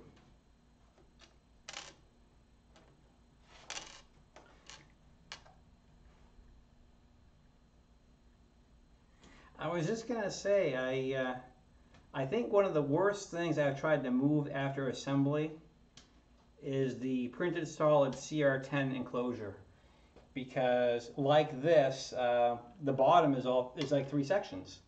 So if you go to lift, and if you're not grabbing all the load-bearing structure, stuff is gonna sink through.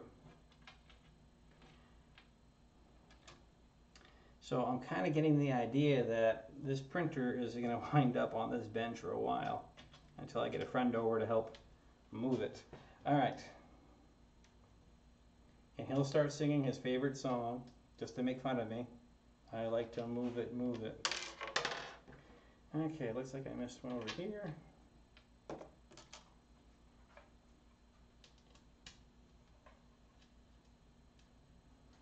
Alright, so right now the fun part is lining all these guys up so I can put them in the channel.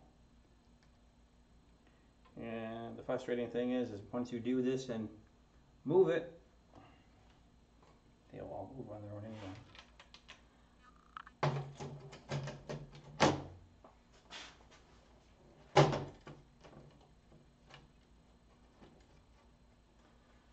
Alright, you little buggers. And the mistake I've made is I have these other panels right here interfering. Here I go. And the nice thing is when they all go in, they pretty much go as far as they're gonna go. Now what's interesting is as I'm looking at this, because I'm wondering about alignment, so this edge is nice and aligned, and over here the material is shorter than the extruder by about 1 millimeter, so that seems okay.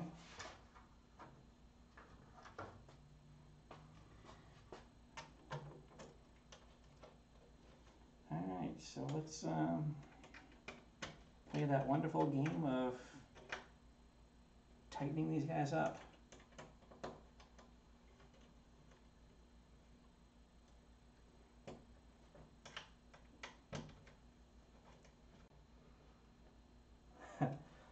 Molly is chasing something. Molly, what have you got? Are you chasing like a centipede or something? I mean, the house is haunted. We have had sightings in the house to the point where we've had to call the priest.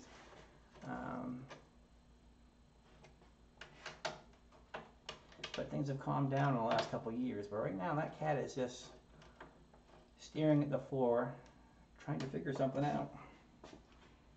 You damn cat, you weirded me out.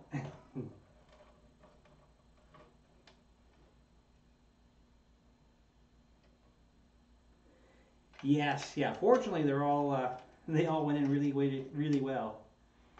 Like I said, I'm not reefing too hard on these because I don't want to dimple anything. And God knows, things might have to get moved again. Okay.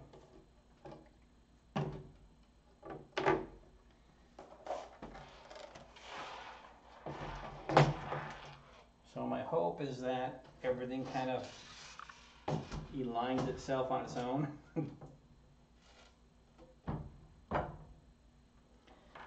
Alright. So on this one, we only need 6 on this panel.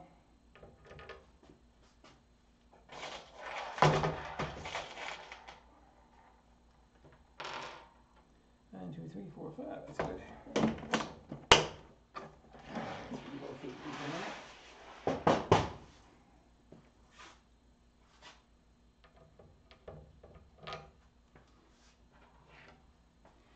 Okay. Let me look at my rubber.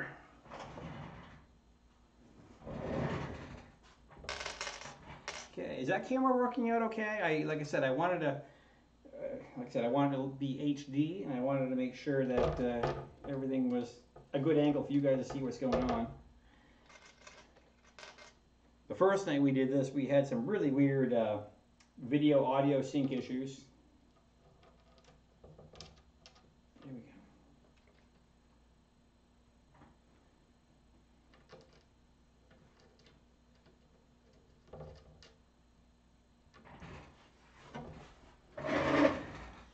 Okay, I gotta remember to swing you back the other way. I am kind of, like I said, if there's a victory tonight, I'm happy that the idler upgrade appears to have been a success.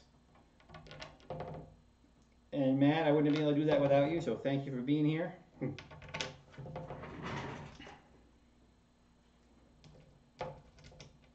If not in body, in spirit. That's what I like about doing these little live streams. I enjoy doing the regular videos too. Obviously those get way more views and for me on YouTube, but these have been fun. I've met a lot of people, and it's nice to build and interact, and people jump in and join, and they learn quite a bit, and I learn it quite a bit, so that makes it a good time for all. Okay, you guys all lined up pretty much.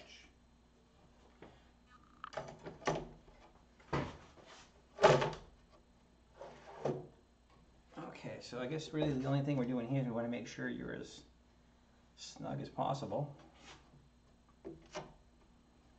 Okay, one last check to make sure everything is correct.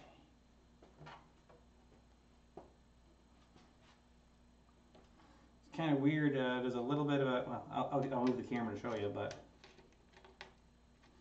I'm noticing as I tighten these up, the top is pretty much lined up, but the bottom, it's like this panel is off by maybe a ½ millimeter. Not that the bottom's a mad or any, but just an observation.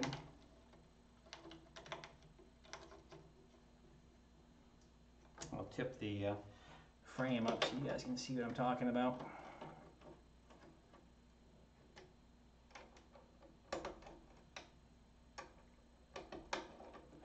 Yeah.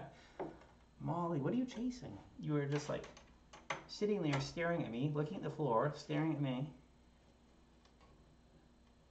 I got a weird cat. Okay, let me move this for a second and I'll show you.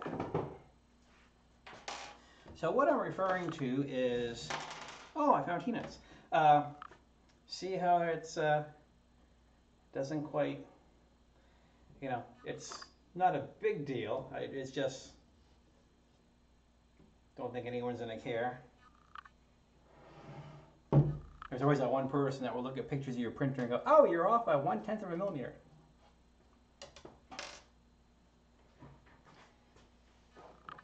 All right. Okay, and then this one we know goes in this way because we're really out of options. And, oh, we don't want to knock this over. Okay, we got T-nuts right here.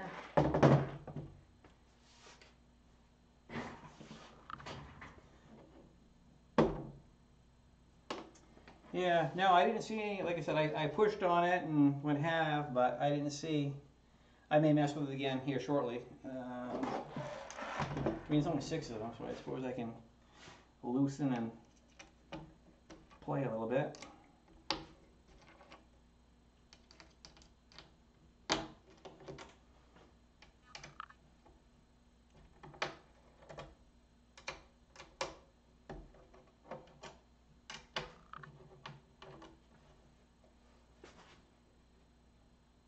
Nope, that is not going to budge one bit.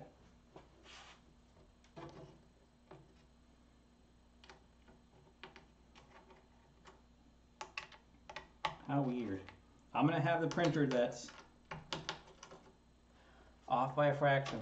Oh, sorry, we're dealing with metric, a decimal.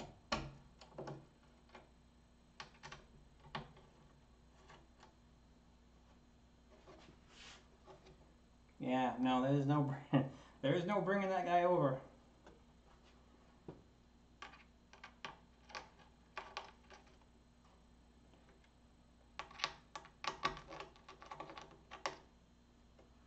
Could just be the way it was milled.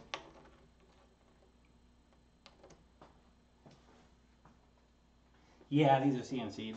Yeah.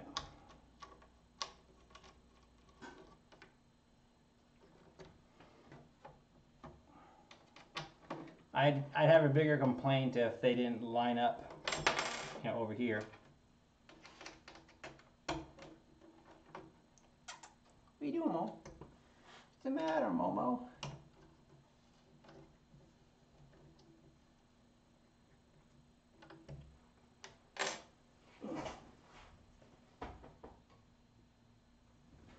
Where did she go?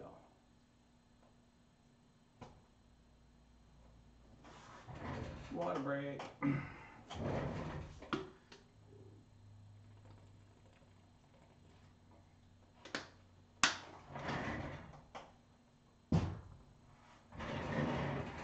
Yeah, it is on the right way.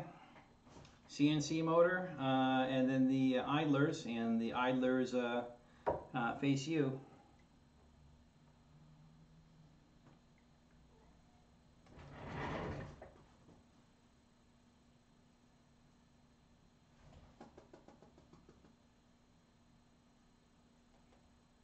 What are you doing?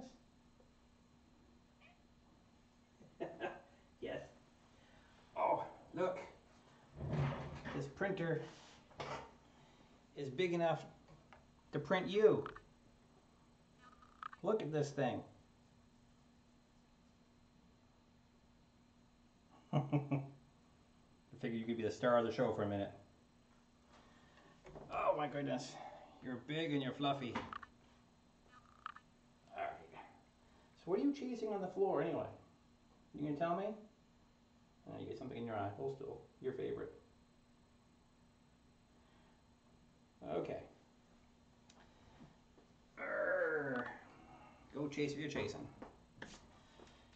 Yeah, it's perfectly lined up on the top. Isn't that weird? Yeah. As far as being on the right way, it is. Because if you have it flipped, it would be completely different.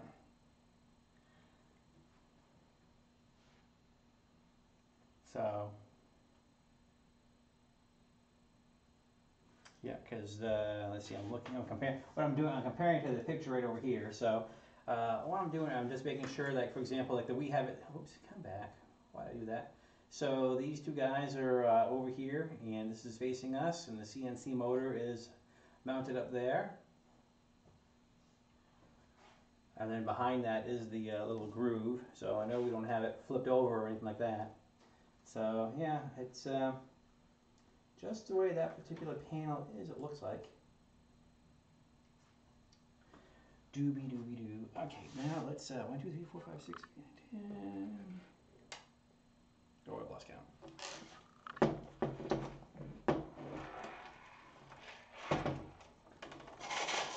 One thing's for sure, I think I probably have the slowest build going on because of all the talking and entertaining I'm doing, but hey, you know what? This is fun. This is okay.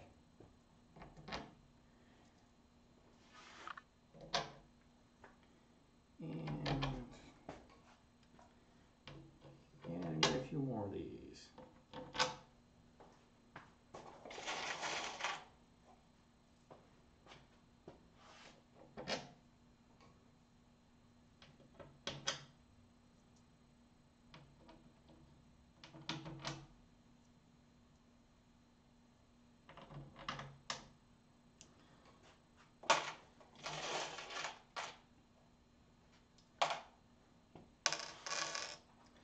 Oh yeah, I should take a peek at this real quick.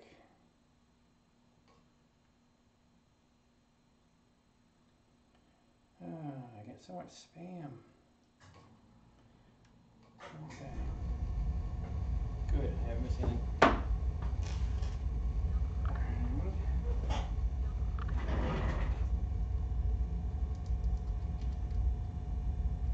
That ginormous noise in the background is my furnace.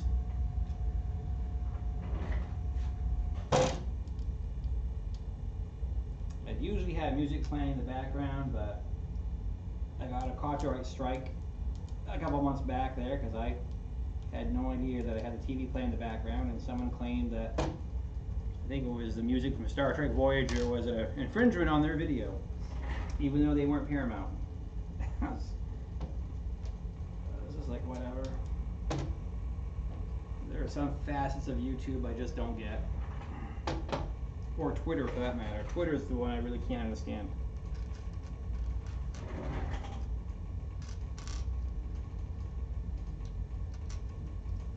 Ooh, you get a glass build plate on that thing. How much does that weigh? And it's tempered glass, not borosilicate. I don't know if I said that right.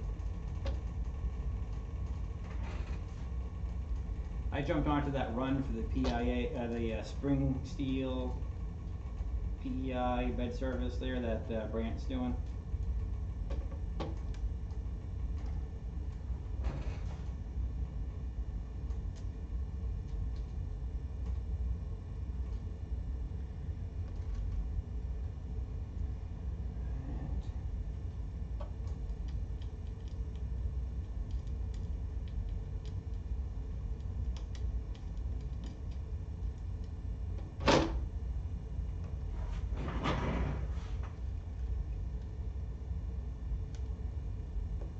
Oh, you did a special order on your own? Wow.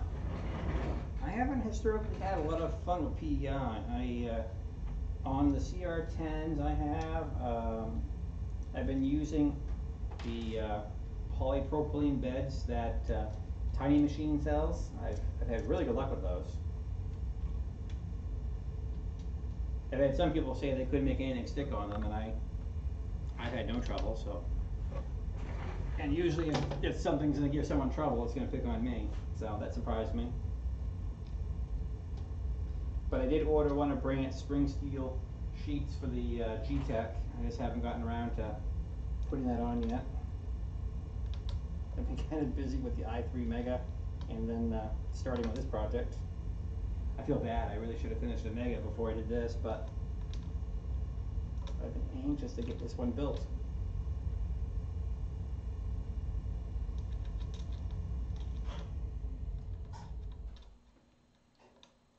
Okay, and the last T-nut.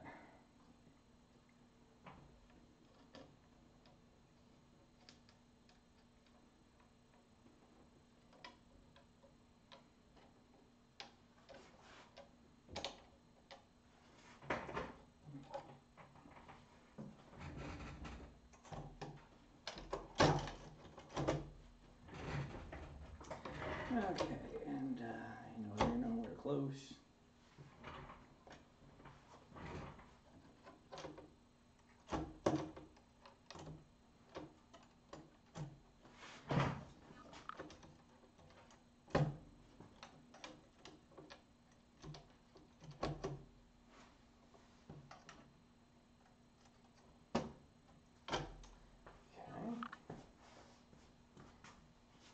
I did a lousy job lining these guys up. Kaboing. Okay, you're lined up nice and pretty over here. So let's push on you and tighten up that first one. Okay, and then I have another side. Yeah, that one panel is literally just a oomph off, so whatever.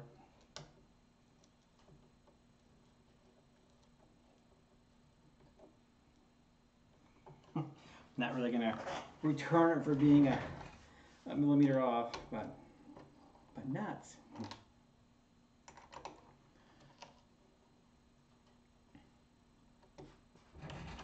Okay, let's make sure we get everybody snugged. And I'm curious what the next step of the frame assembly is. Since we're getting up near the, actually we're past the 2-hour mark. I'm trying to limit these videos to 2 hours a night. Maybe a little over. Just so that if people are watching this as a series later, you know, they can kind of skip through whatever section. So I'm certain other people are going to get bit like I did with the pieces that go inside the groove there.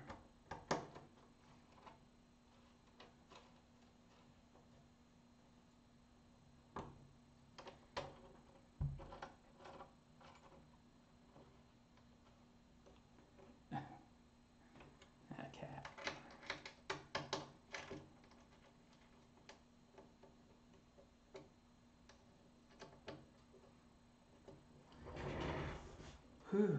All right.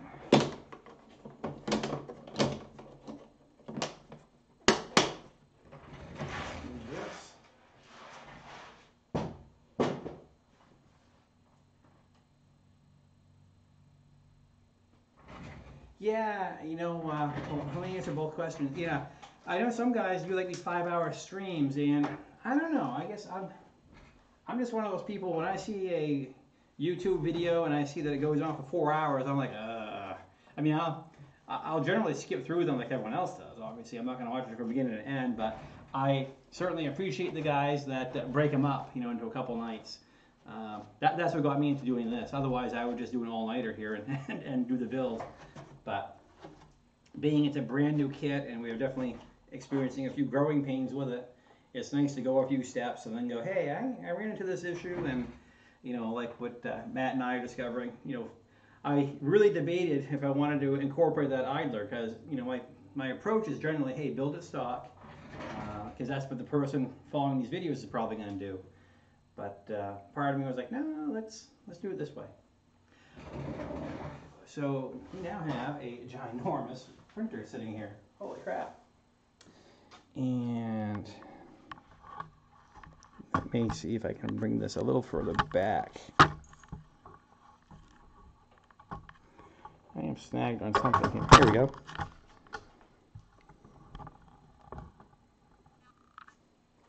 Okay. Are you guys seeing the whole thing? Yes, you are. Here we go. Playing with camera angles. I apologize. There. I like that this camera does HD a whole lot better. I wish the Canon would, but there you go. So, yeah, that's a...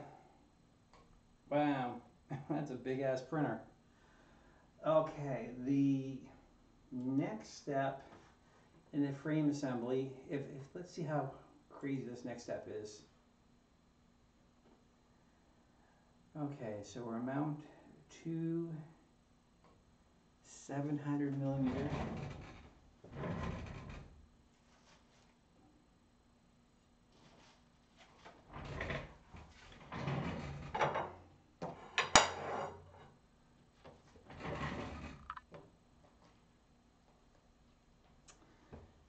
Okay,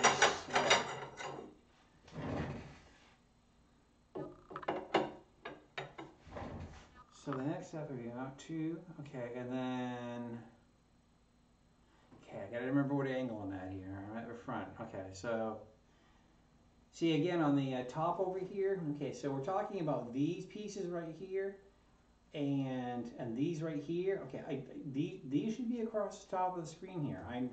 I understand they want to keep the manual as uncluttered as possible, but you know, I'm a guy. I'm visual, and I'm looking right here, going, I have no idea what piece this is. But so I got two 700 millimeter 2020s on the left with BFP01s, 03. Okay, so now, you know, again, we can only go by this right here, but because they have not provided a picture of the part, we have to kind of go back and guess what the hell BFP 01s are. So, going to bed? All right, Matt, thanks for tuning in. Yeah, E3, yeah, I'm sorry, I kind of got OCD on you here. Yeah, I've never been to MRRF. I got offered John FolgerTech. I mean, because they're in New Hampshire. I'm one state away. They said, hey, do you want to join us for the trip? And I said, I really can't cut out of work. I'd love to go. It's, next weekend, I believe. And I'd love to go. I'd love to meet these guys. Not that I'm any kind of big YouTube personality, but it'd be fun to experience it, you know. I had a great time when I was a guest of Multimakers at their grand opening. I'm sorry, at the grand reveal for the Ultimaker 3. Okay, so I want to play this silly matching game here of trying to figure out which piece is which here. Okay, I know that's a spool holder. Okay, so looking at the pictures, so this looks like what this is. I'm assuming that's going to go on the other side as well.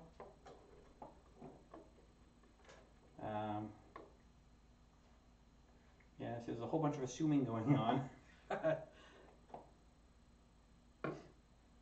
Okay, so 1, 2, got it. Okay, and then this is going to be 1, 2, okay. Sure, I got you. So each one takes 4 screws on each perimeter. Nope. Each part. Okay.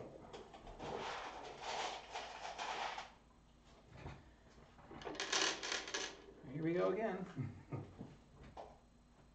And so let's see if we can get through this step. This is, like I said, this video is going to be a little bit longer than intended, but that's okay.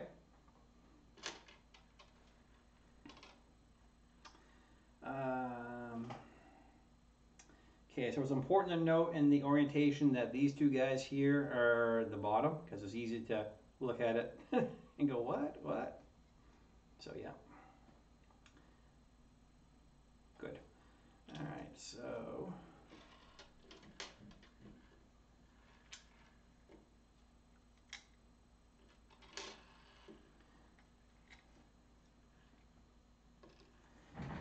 but yeah, E3D makes some really nice stuff. It's just that they displayed that tool changer one at Murph last year, and I'd be expecting some product development news on that by now.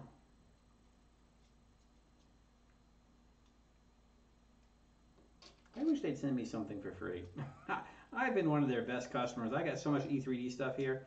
Everything I bought clone-wise has been a disaster. I got some stuff from TH3D. He gave me some free, because he wanted me to try their tough end clones. So he sent me a couple of the hot ends and the extruders, and they wanted missing parts. So couldn't really try them out, but appreciated the offer anyway. Okay, so now the question becomes, do I attach this first and then put the, yeah, let's see how badly I regret this.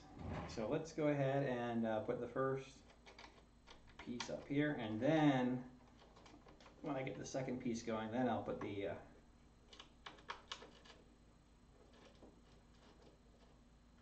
there we go. So those two are on. And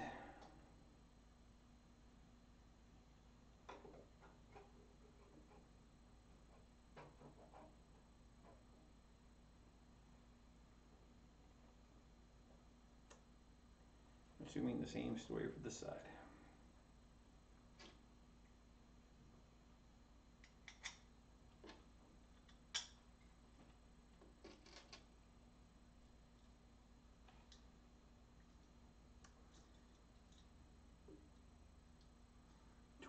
M5. This is crazy. Look at all these.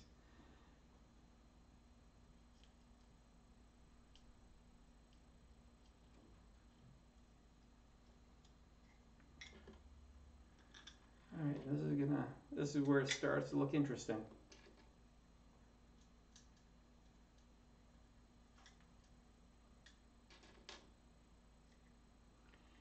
And away we go. All right.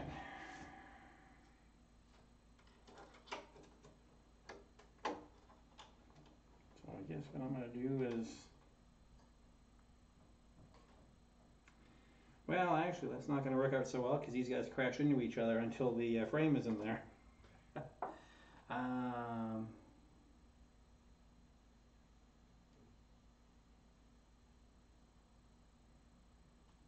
The points are facing upward, yeah. Well, let's just take a shot in the dark here.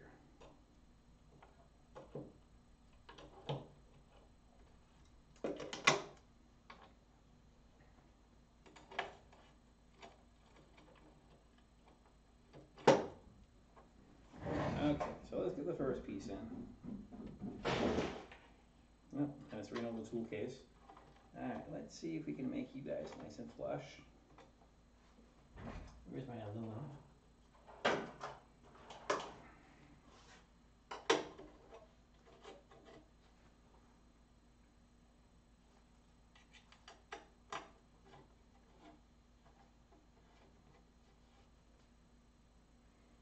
Theodore, what are you doing, buddy? Yeah. Were you sleeping in the FolgerTech box? Yeah, you get that sleepy look to you. I talk to the cats as if I'm going to get an answer. Yeah, they do make. Yeah, they make some amazing stuff. I'd be really curious what you hear for answers if I'm unable to attend, which I suspect will be the case.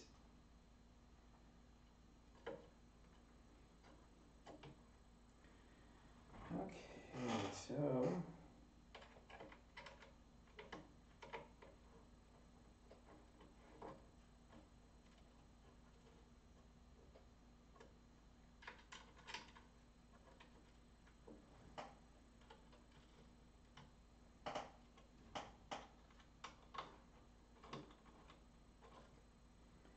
Well, this thing is stinking huge.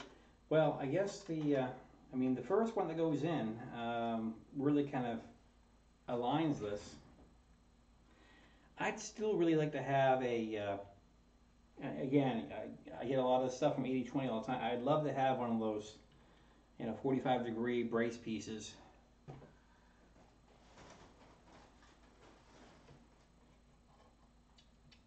Well, let's start to look like a printer. A very freaking large printer. And let's get the next piece set up.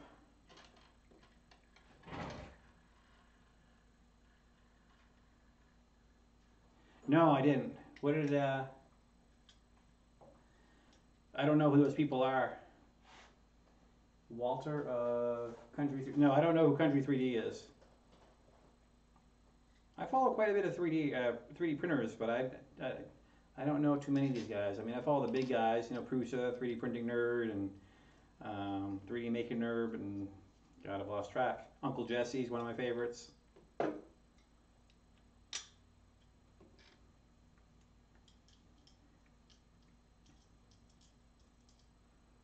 Used to follow a lot of the Ultimaker stuff, but since I've been buying all these inexpensive kit printers, I'm probably not their favorite customer because I don't buy their multi-$1,000 printers because I can't afford them. And I don't have enough big enough channel to get freebies from them. Someday. I'm not worried about it. I'm having fun. And that's all that matters. Okay, there's that one for that piece. Oh, I ran out.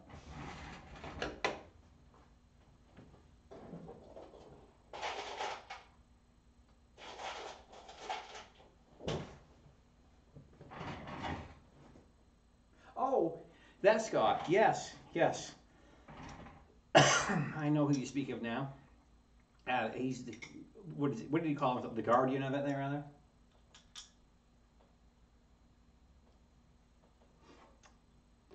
Yeah, they must be really close to having version 2.0 done and ready. Because it's been in beta for a while, right? Well, actually, Keith would know. Keith is huge into Marlin. He's really good with that stuff.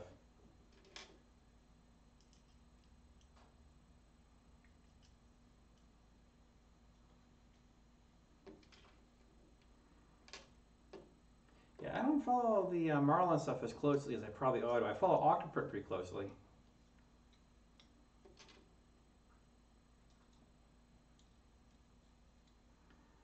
Alright, so now I'm going to put this one up without blocking the camera. Maybe I should just spin this around. Might be easier. Do I have the room? Maybe. Holy crap, this is getting heavy.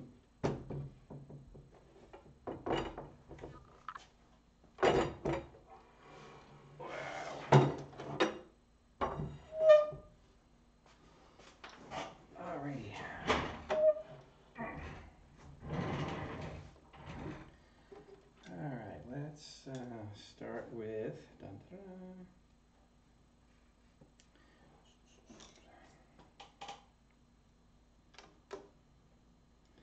Okay, so if you're like this, and then you're like this.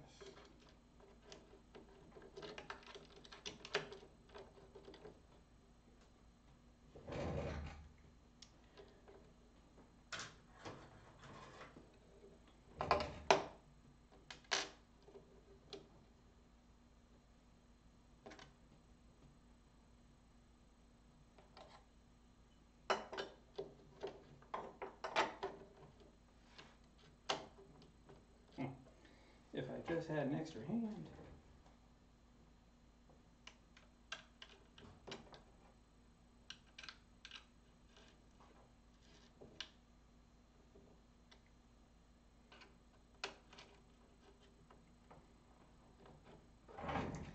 Okay, you're in, you're flush.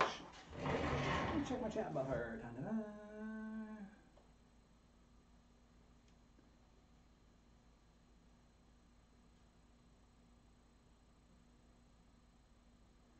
Oh, really? To see how straight it is? Oh man, I don't know if I dare.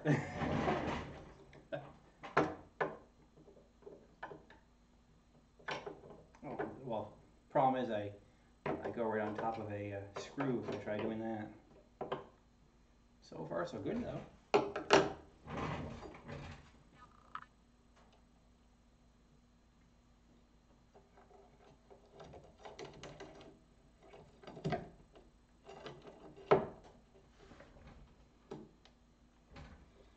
Okay.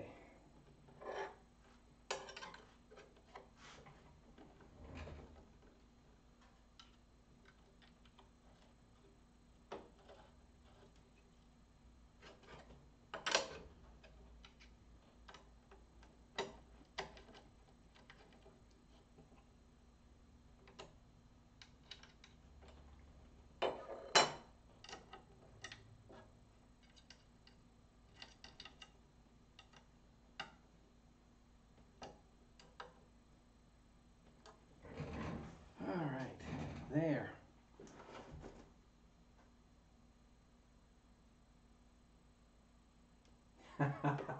Shells, that's great. Well, I was looking at some of this going, you know, this is quite something.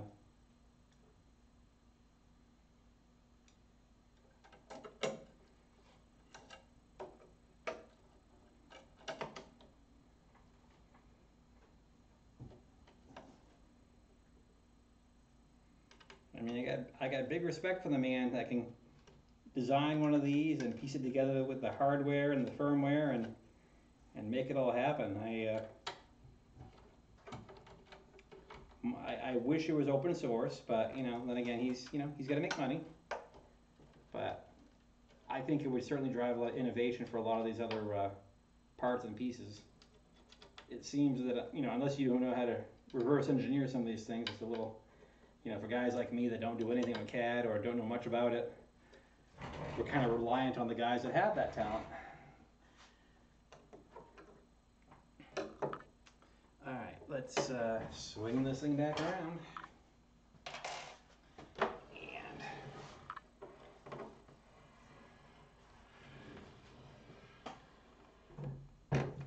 And now, holy cow, jeez. Again, wow, wow. I just can't stop going, wow. So according to the diagram, okay, so there's no front piece. That's probably going to be where the LCD readout would be. I don't have the 7-inch screen, so I do a tremendous amount of stuff with Octoprint, so I would just probably plug my own in anyway.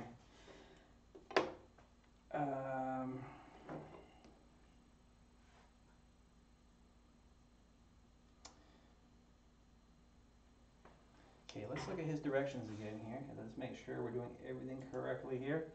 All right, so mount to 700 on the left with the BF01s. That has been achieved.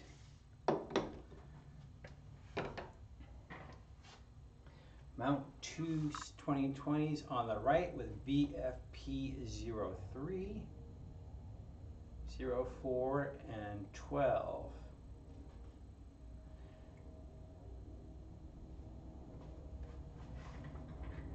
What did I do with that piece of paper that told me what the devil these different sizes were? Oh, I got a giant cargo plane taking off right now.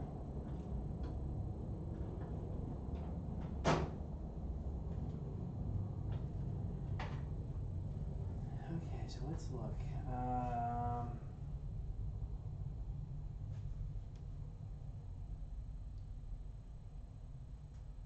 Drives me crazy. I had that piece of paper here the other day, but like everything else I've done with all the parts and pieces here is I've moved a lot of stuff around too. So, oh, I suppose I can go back a few pages here in the PDF and look.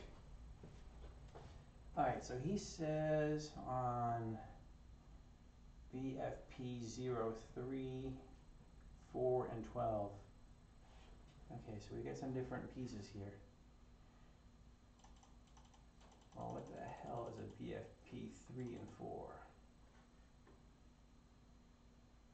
Oh, gotcha. Okay, these are the ones that don't have the cutout. Okay, we just want to make sure that's a lower. All right, I getcha. In fact, I'm gonna right in the corner, the back, just so I know.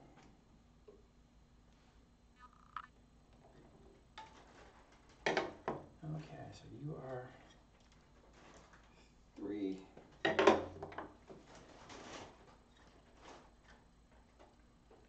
you are 4. Okay, and then 2 is that gridded one, which I gotta go tear apart, tear away from a cat here in a moment.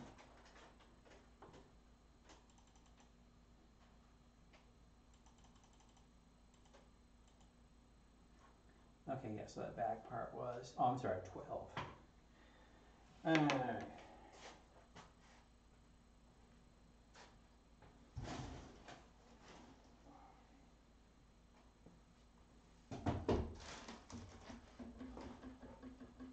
Okay. Now I recognize you. Good. Okay, sorry, had to get my view correct. Okay, so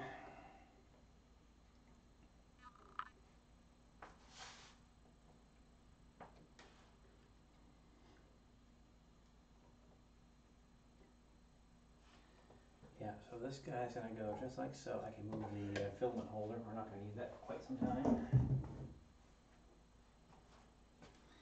So let's get a bunch of the pieces we will need. And I think after we get these guys done, we'll call it a night. But until then, let's get this going.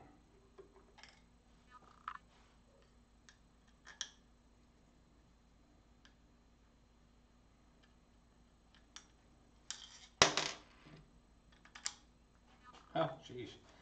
Yeah, you put the screw in some of these holes and all kinds of gunk comes out.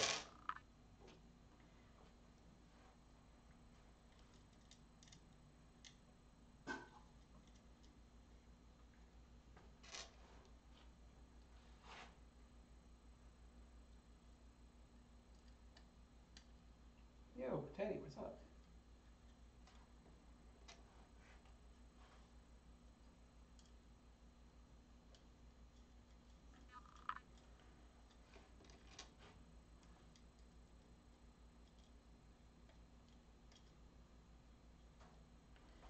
Okay, we'll put that over here so we know that one goes there.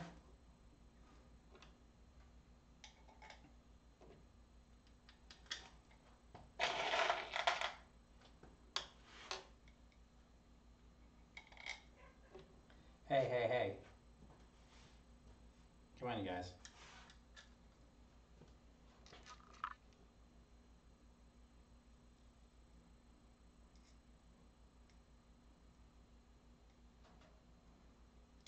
I think they're chasing a shadow. That's because when I move around, I think my glasses are throwing a reflection. You know, kind of like if you have your phone and you're in the sunlight. That appears to be what she's chasing, which is kind of a relief because we haven't had an issue with the paranormal in a couple of years, and I don't want to go do that again.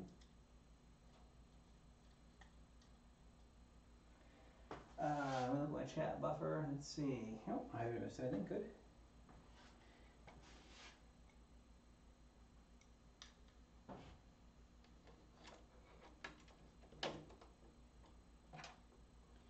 Okay, I'm just gonna.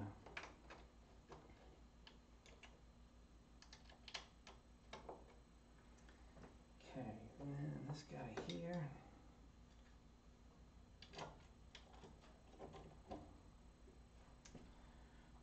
Actually, while I have it right here, I can use you as my impromptu carpenter square, I guess.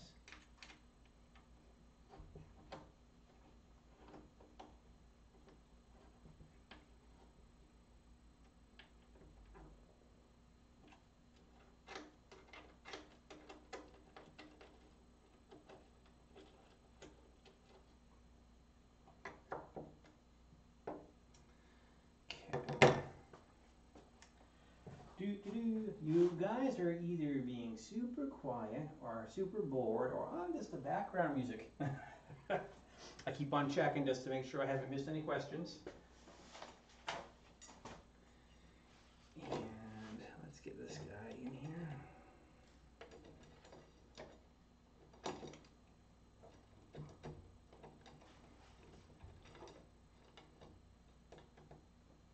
There you are.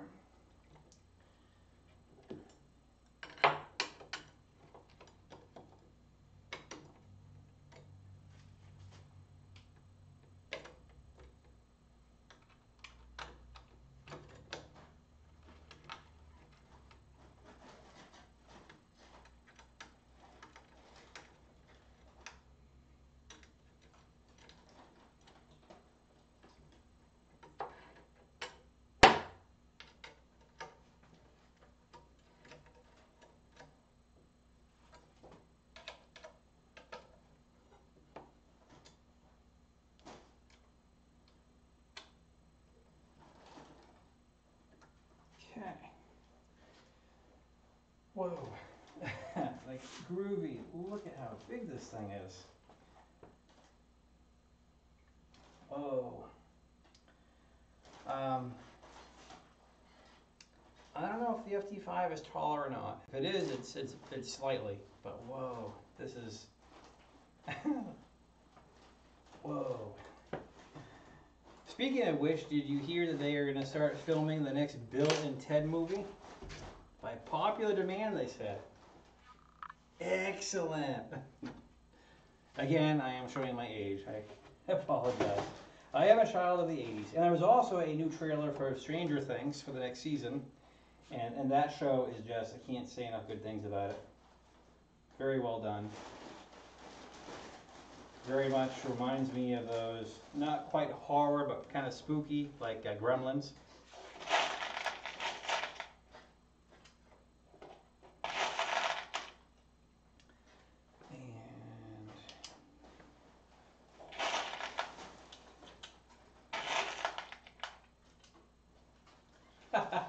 Hey.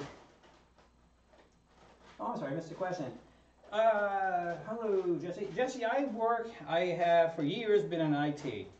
I currently work for the University of Maine. I oversee the Blackboard online learning system. Previous to that, well, for 6 months I worked at Athena Health in IT as well. The most fun I had, I guess, despite all the political drama that goes on, is 7 years I worked at a medical center in IT over there. I was all over the place. You know, nurses, doctors, medical assistants, you name it. If they had an issue, they'd call the help desk, and for a little while I was at the help desk, then I got transferred to desktop hardware so I could actually do hands-on stuff again, which is kind of funny because that's how I started in the 90s. dealing with Novell networks and 486s and 386s, and I'm showing my age again. See, John, John, you should be my agent. You have all the answers. You beat me to it. That noise you hear in the background is all the packing that the printer came in. The cats are again playing in it. So yeah, I'm an IT guy. Haven't been outsourced yet. But I'm going to that part of my life where I'm wondering, do I really want to do this? I have a background in aviation, and I'm working on getting current with my flying. There is a huge shortage of pilots. So part of me is thinking this might be a great time for a career change, doing something that you really, really like anyway.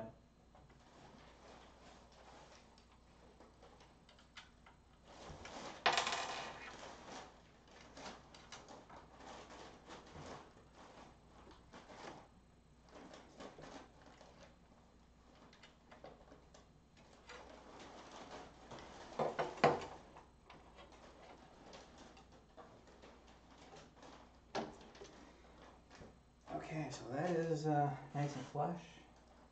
I'm probably standing right in front of the camera. I apologize.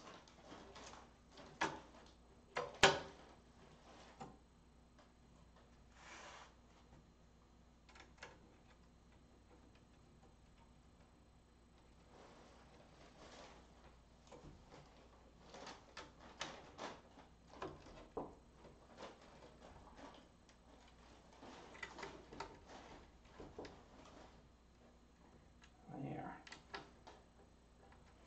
It's starting to resemble a printer.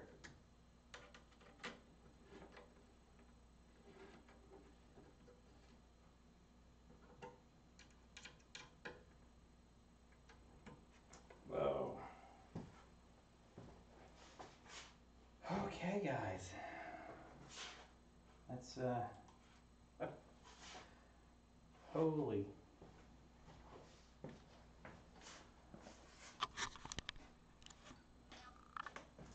Bring that angle up a little bit. There. Actually, I can't bring that. I'll have to go back to the Canon because it's just that freaking huge.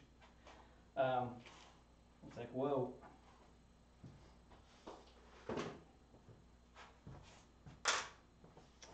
So,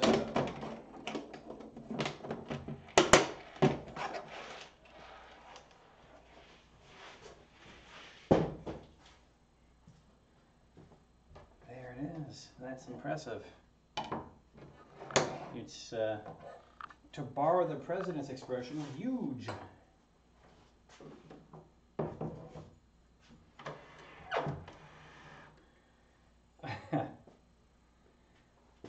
Man, those of you that are a few steps ahead of me, wow. Wow, let's get some of this debris out of here. Boy, you just never stop wiping off that ACM residue, do you? But I'll take this over melamine, which my FT5 is made of, any day. I would love to do another FT5 build with the ACM, especially if he upgrades the electronics. That will be amazeballs. Okay. Well, guys, this is something. Hey, diecast.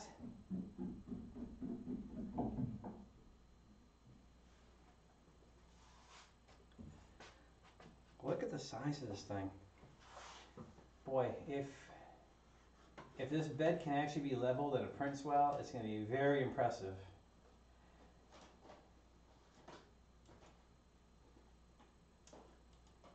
Okay, and so the next part is doing all the top framing. Time is it? It's about 10:52, and we're about 2.5 hours into this. So this, it prints excellent. That's good to hear. So this might be a good stopping point for tonight, and we'll pick it up again tomorrow, and we'll finish with the frame, because we got the top pieces, and that's a little wiggly, but it's only supported on one side. So, but yeah, once we get the top stuff, it'll get a little bit more rigid. So Yahoo, guys. Wow. There. Let's grab this view over here. There. So look at the right camera. No, more junk. Okay. I think this is a good stopping point. We're 2.5 hours into the build. We finished the Z stuff for now with that modification. Big kudos to Matt for your help with that. We're about 3/4 of the way into the frame assembly from what I can see on the instructions behind on the screen. So what we're going to do is we're going to do this again tomorrow night. We'll finish the frame and go on with the next steps of the documentation. I'm impressed. A few little hiccups along the way. Still a big fan of having washers on this thing, so very cool. So if you made it this far and you're watching the video, thank you very much. If you're not already a subscriber, hit the button in the corner and become one. I'm going to sign off for the night because I got to work in the morning. Thanks for watching. Remember, this is where nerdy is cool. I want you guys to stay nerdy. And thanks for helping me build a printer. So we'll be back tomorrow night to press on with the next part of the build. Have a good night, guys.